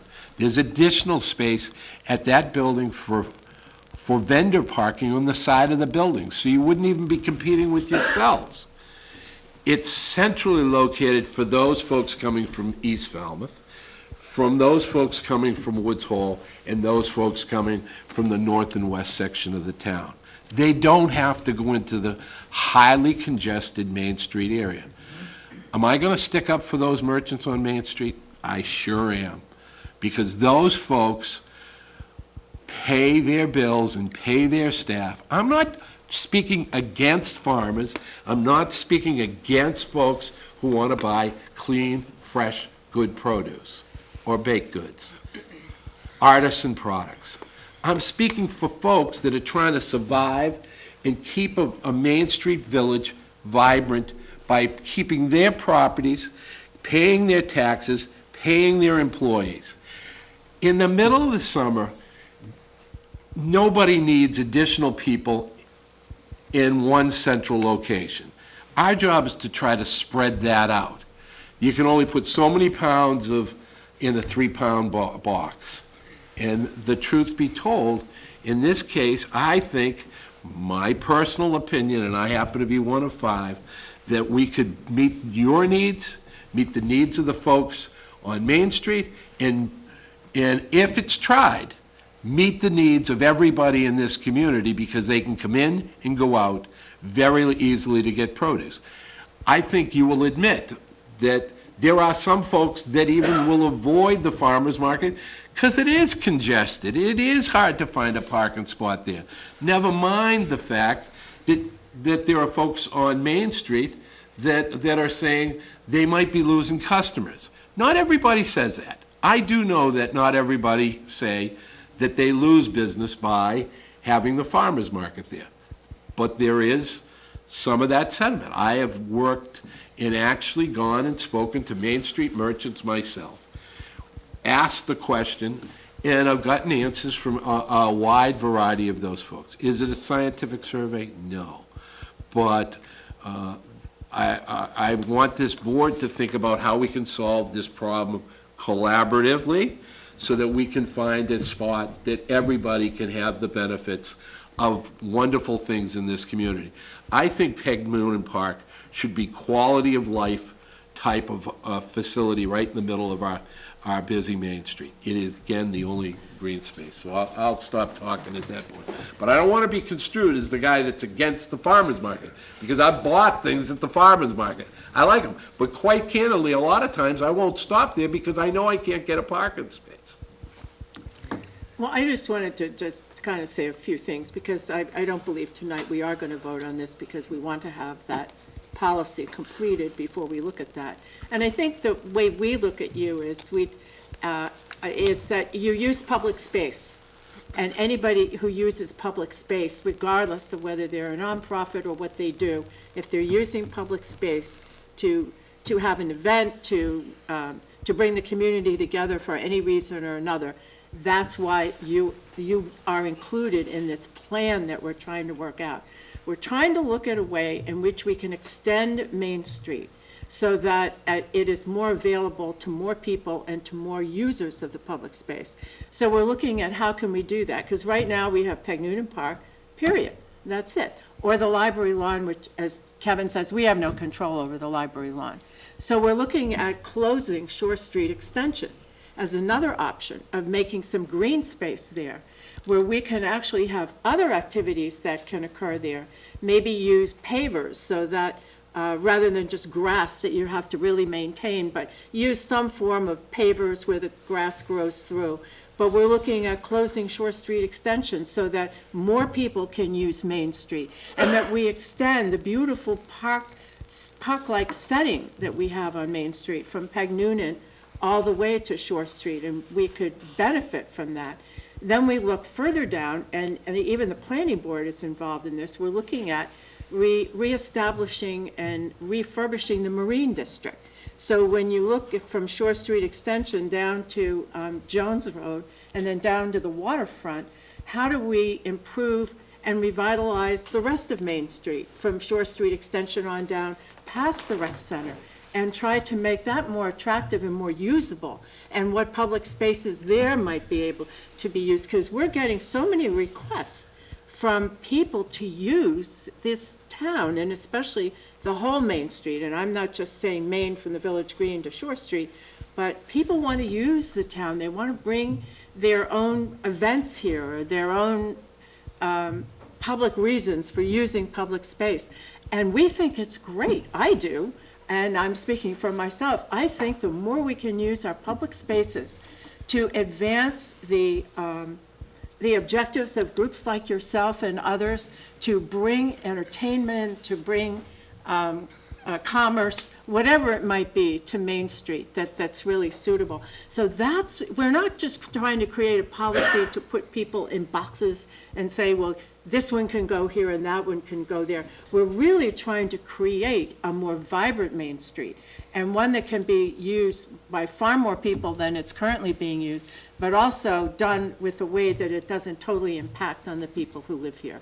So that's kind of where I'm coming from. And that's why I think we need to finish up with Heather and the town manager and get this whole public space for use by the public completed, so that when we have all these requests, we can look at them and say, now, how do we best assign these in a way? And it wouldn't be permanent, probably. It would be, well, we'll try it out and see who can go here and which group can go there, and how will that help? Because we did see a huge crunch this summer, and it's not your fault, it's our fault, because we permitted so many things this summer without looking to see who else was there, that there were times when the whole downtown was so overcrowded, you couldn't even drive down the street. So that was because we permit things, appears on your agenda, sounds good, you approve it, and then all of a sudden you go back and look and realize what you've done over the course of the summer, and it's huge. So we're just trying to make it better for everybody, and finding the best spots for the people who want the spots that they have, and seeing how it will work. And at the same time, as Kevin says, we have to keep our Main Street businesses flourishing and growing and also doing well while all these other things are happening. So that's where I'm coming from. I mean, I think what's happening here is wonderful. Falmouth is on the map. Not that it was never on the map before, but it's really on the map now. People tell me they want to come here because it's vibrant, it's beautiful. Where can you go anywhere and sit on a bench on a lawn like you could on the library lawn, or even sit on a bench in Peg Noonan Park?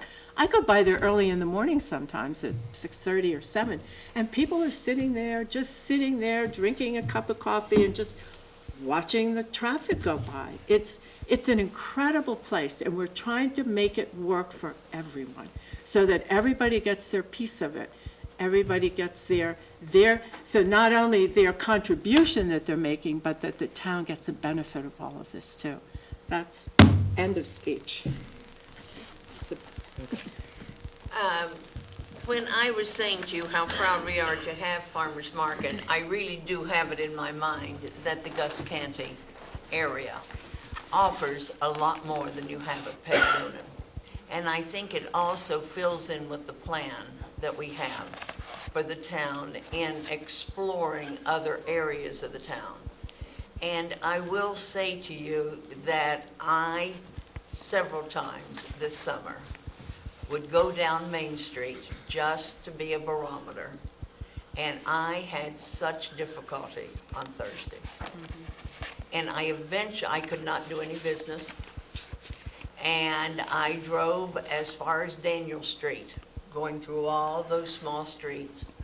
And it was just, it was cars, and it was Thursday. And I came into this area, there wasn't anything available. I finally just took my time and returned home. I think the fact that everything that happens about Farmers Market is a wonderful thing, and I said that to you. But I do think a new home at Gus Canty and looking at that area, and you would have parking, and you have a place on the side for any delivery trucks. You have the facilities, and you have a person who's running Gus Canty who would be very welcoming to you. So there's a lot in thinking, because change never comes with an easy kind of thing. But I think in all of the parts that are put together, and I also want to say that it isn't just Farmers Market on Thursday. When you have the French bakery that is in such demand, and it became the anchor store on Main Street. So that also made changes.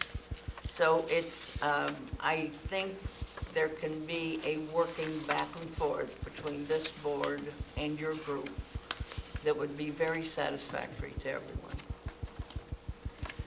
May I just add an extra comment?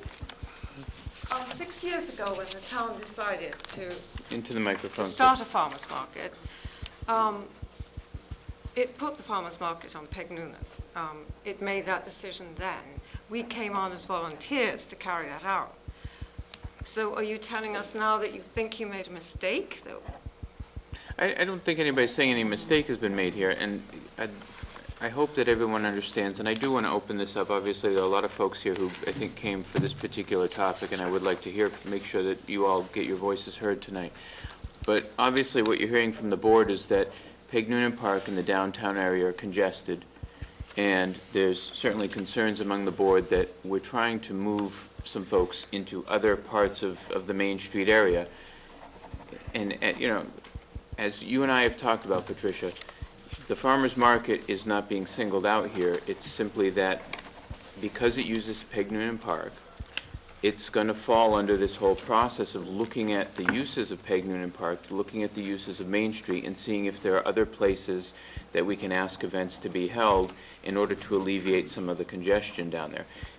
As noted, the parking problem, it's not necessarily a farmer's market problem. No, It's it's parking on Tuesday, Wednesday, right, Friday. but the thing is it's a problem that it's pervasive throughout the Main Street area. And one of the things that we do by exacerbating that, one of the things that exacerbates that problem is the board's continuous, and as Pat noted, the repeated approval of events in Peg Noonan Park in areas, we approve them right out here too, in the town, on the green right here in front of Town Hall. Every time we approve an event that's in the downtown area, we're exacerbating the problem. And what we're trying to do is alleviate that problem by identifying other areas, and as noted, the rec center, the Marina Park, or other areas outside of the downtown district, which are, and quite frankly, if you look at the rec center, the parking lot there is oftentimes empty throughout the summer. There are certain events, like a Commodores game, where it gets packed to overflowing, but oftentimes it's an underutilized resource, and that's what we're looking at here. That's what you're hearing here tonight.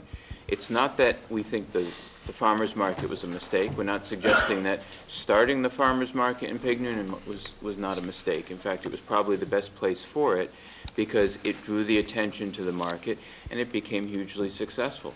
But what you're hearing from the board is that it's now so successful that we've got to consider its effect on the surrounding environs, just like we have to consider every other event that we permit in the downtown area and their effects on the downtown environment.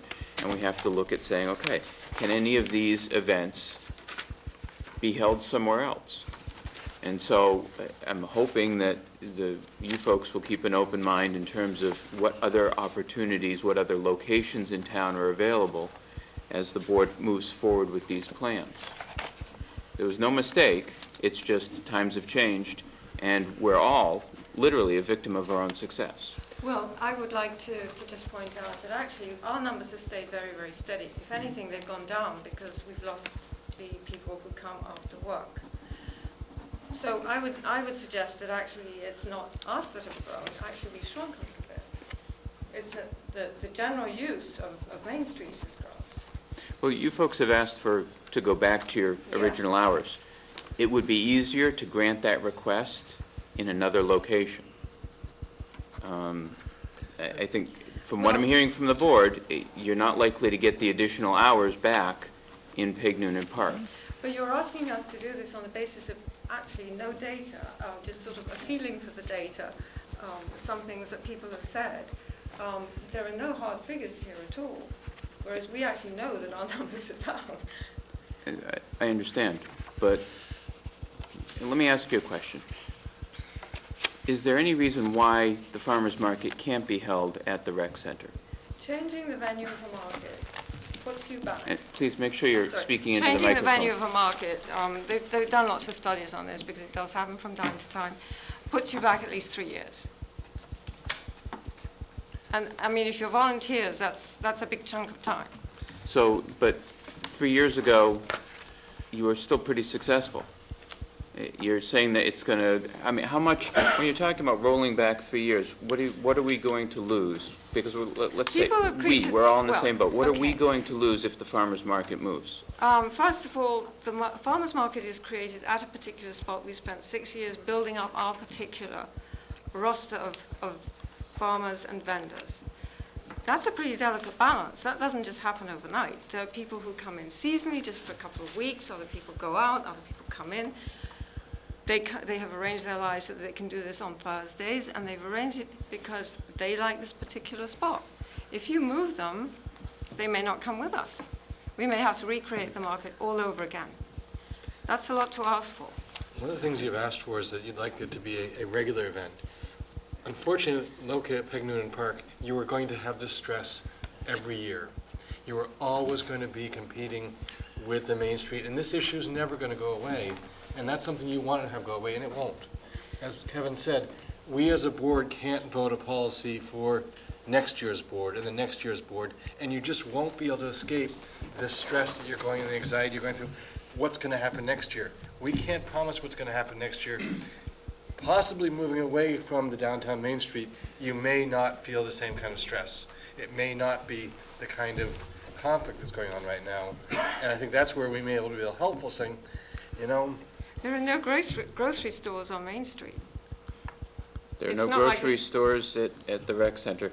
Before we get too far down the road here with the discussion, I'd like to open it up to the general public and let some folks here weigh in, please. And folks,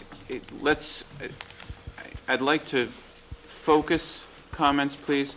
I think we're all in agreement that we want to see the farmers market move ahead, but clearly what I'm hearing here is that there's some concerns about the change of location. So if you believe it should stay in Peg Noonan Park, please provide that, but provide us with some reasons why so that the board can make its decision accordingly. My name's Jeff Hanna. I'm a resident here. I just had questions about the proposed new location in front of the rec center. I know it's a big parking lot, but if I'm not mistaken, there's one entrance to there, maybe two if you come through the back, the ball field. Are there more?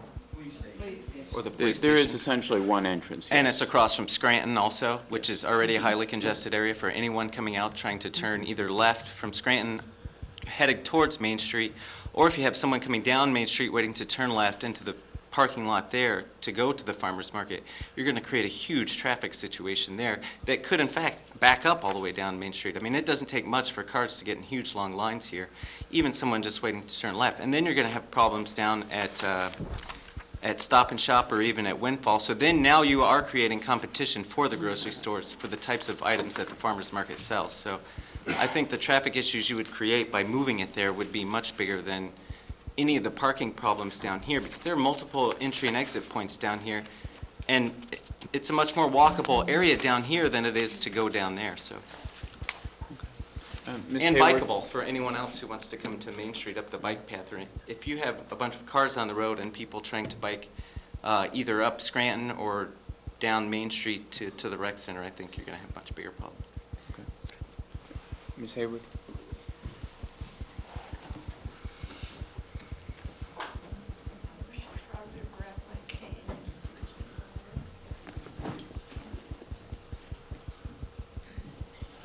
Nancy Hayward, West Falmouth.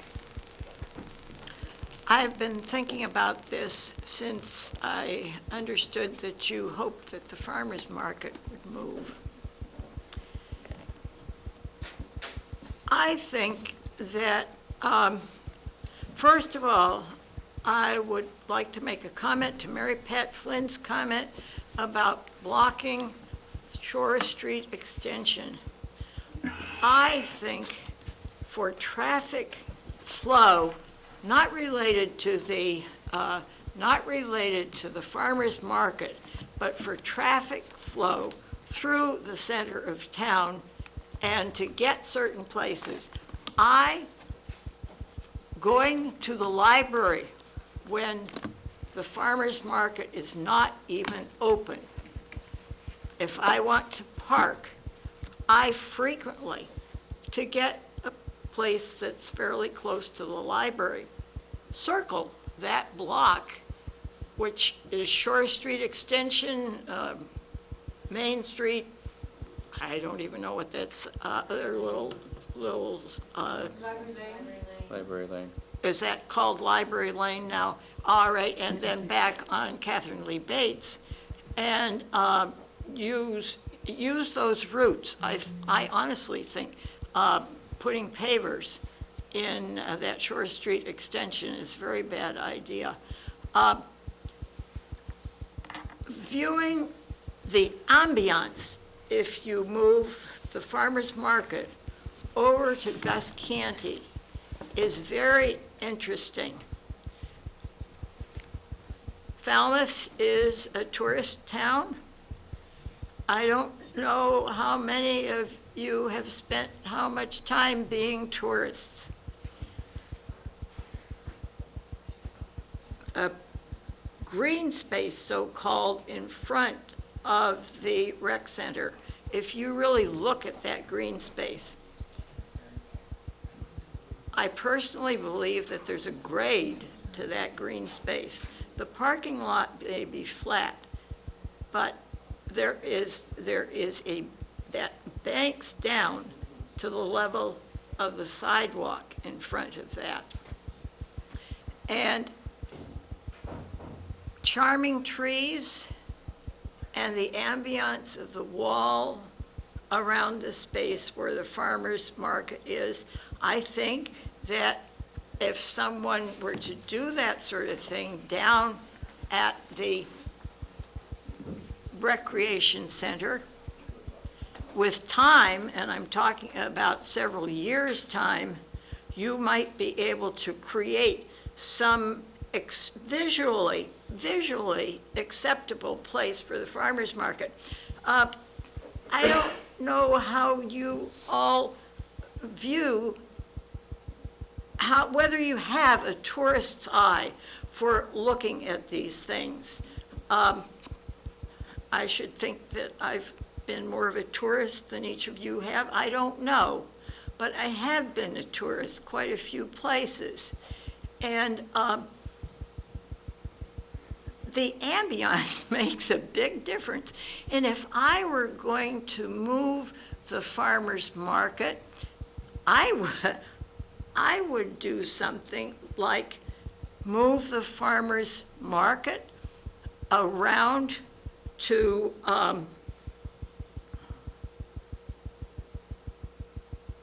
the road that's to the left of the point where the school administration building is, Sandwich Road.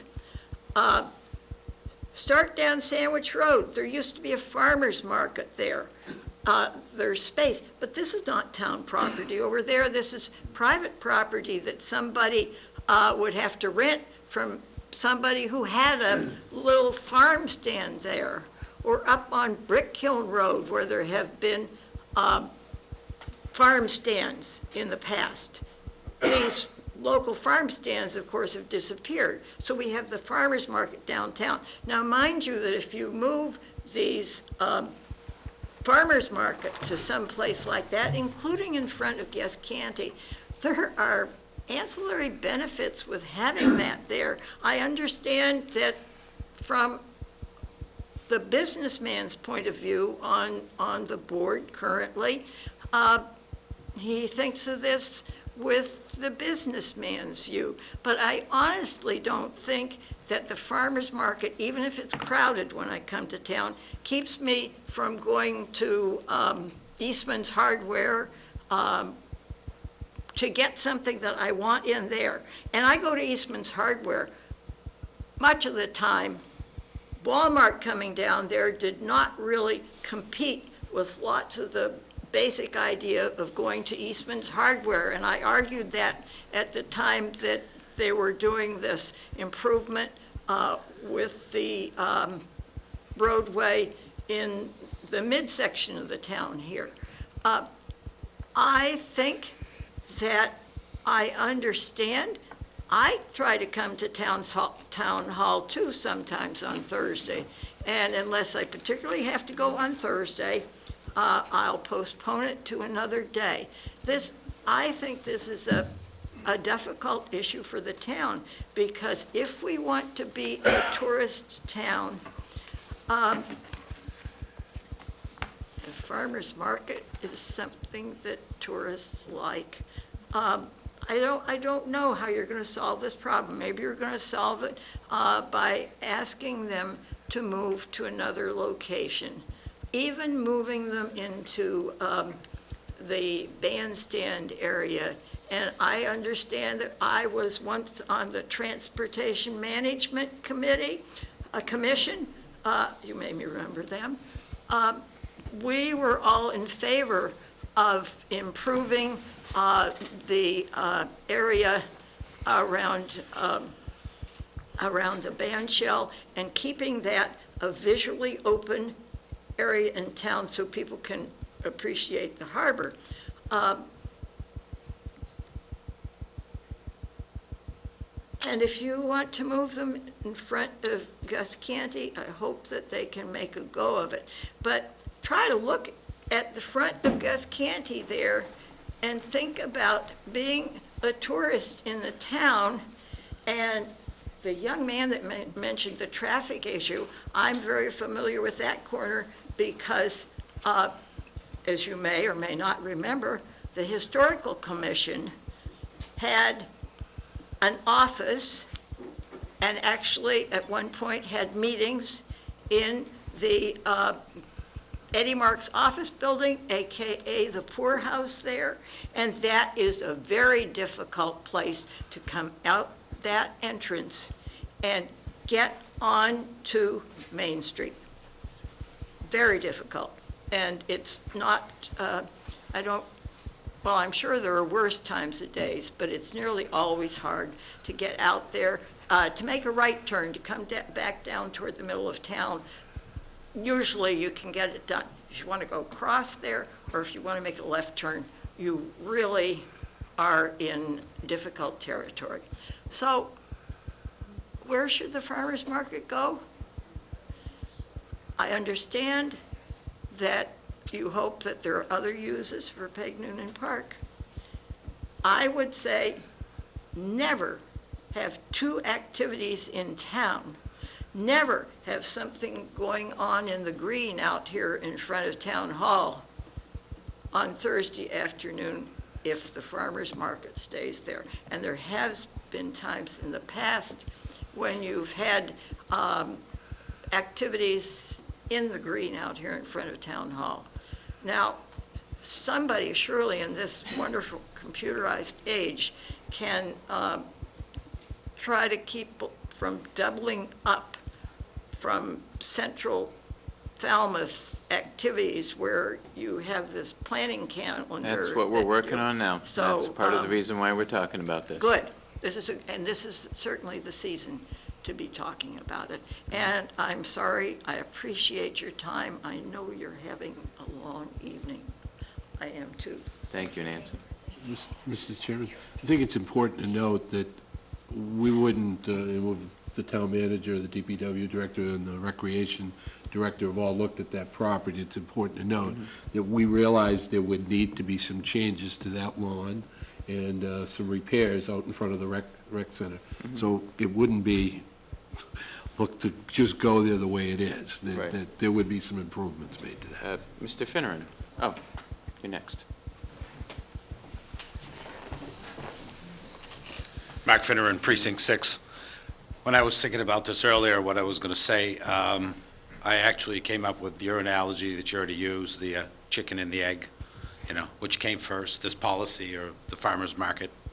I think what's being demonstrated here is one group that has more sway with the board than the other. When they were here before, you were on them for their supposed abuse of Peg Noonan Park, and they've showed you in living color that it was not true at all. I've spoken with Rocky Gomes about it, and he has nothing but praise for what they do to that park, and like I said, she showed it to you in pictures. And I'd like to kind of disabuse you of the thought that just because I might buy turnip from Carrie doesn't mean I'm not going to go buy a steak from Mark. And just because I buy some canned goods from Katie doesn't mean I'm not going to go get pickled at Liam's. I mean, I think there's room for everybody. And I mean, the Yogi Berra-esque argument that nobody goes there anymore because it's too crowded, I mean, it really doesn't make any sense to me. And also, Mr. Murphy saying that he doesn't believe they should be able to sell food. Well, why don't you find one restaurant on Main Street that sells a hamburger and preclude everyone else on Main Street from selling a hamburger? I mean, these people are being singled out. They've created something that's quite nice, and I just don't think it's fair. And I think this is a case of the tail wagging the dog, where a minority's has dominion over a majority, and I just don't personally like it. That's my opinion. Thanks. Thank you. Anyone else? Sir? Please raise your hand so I can get a line going. Go ahead. Hello, my name is Dan Silva. I'm the owner-operator of DeSilva Farms, and I'm happy to say I'm one of the very few farms in Falmouth that are in existence today. I just want to make a couple comments about what the market means to me. I started the market 3 years ago, and I started my business from the ground up. It's not an easy thing to do. It's like a brick and mortar business on Main Street who has a roof. I have a tent. We're subject to weather, we're subject to a lot of different things, but to hold us accountable for parking, I mean, are all you new to Falmouth? I mean, I was born and raised here, and parking's always been a problem. I'm just being honest. The bridge is always clustered on the weekends. It's a good thing. It's a great thing that our community comes out and supports us in that manner. In fact, the way I look at it is, if we are responsible for there being a traffic jam, that should be a good thing. We should be getting praise from the merchants on Main Street saying, you know something, you're bringing more people into our business. You're allowing more people to view different products and things and thinking in food in ways that they never had before. To move us would be extremely detrimental. To start over is an understatement. To put us over at the rec center, why aren't the merchants being asked to move to the rec center? I'm just saying. I mean, why is it, you know, us? I mean, we are a success. We have a huge following. And I think to move us would not only be detrimental to DeSilva Farms, but to every single farmer that comes to that market. And to echo what Patricia said early, you plan your life around this. Not only your life, your season, babysitters, crops, watering schedules. I mean, to change that location, and let me just tell you what I've done. I don't know if any of you have had the pleasure of being a vendor at a market. It's a lot of work. You got to pull a truck up, you got to unload. We parked at Mullen Hall, we're running stuff back and forth. I make canned pickles. Do you know what it's like to carry a case of mason jars down the street because you can't park there because you don't want to make anybody angry? You want everybody to be happy and to be acceptance. We have bent over backwards, and I really hope that you folks see that. I can't echo enough what this board has done for my personal growth as a farm, but let me tell you something right now. It's not easy work, and a lot of places close streets to allow farmers markets to take place, not pick them up and move them because they're creating congestion. So I just ask you to please open your mind and look at it from my standpoint. Me, see my shoes right here? If you can put yourself in my shoes and just kind of see where I'm coming from. It's a different view, and that's all I ask. And I thank you for your time. Mr. McNamara?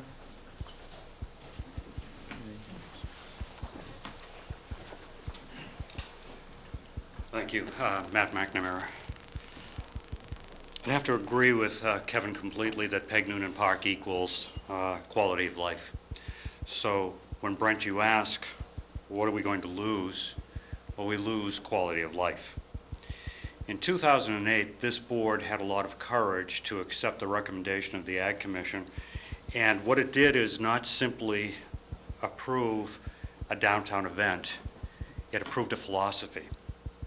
What we lose is a piece of the culture of Falmouth.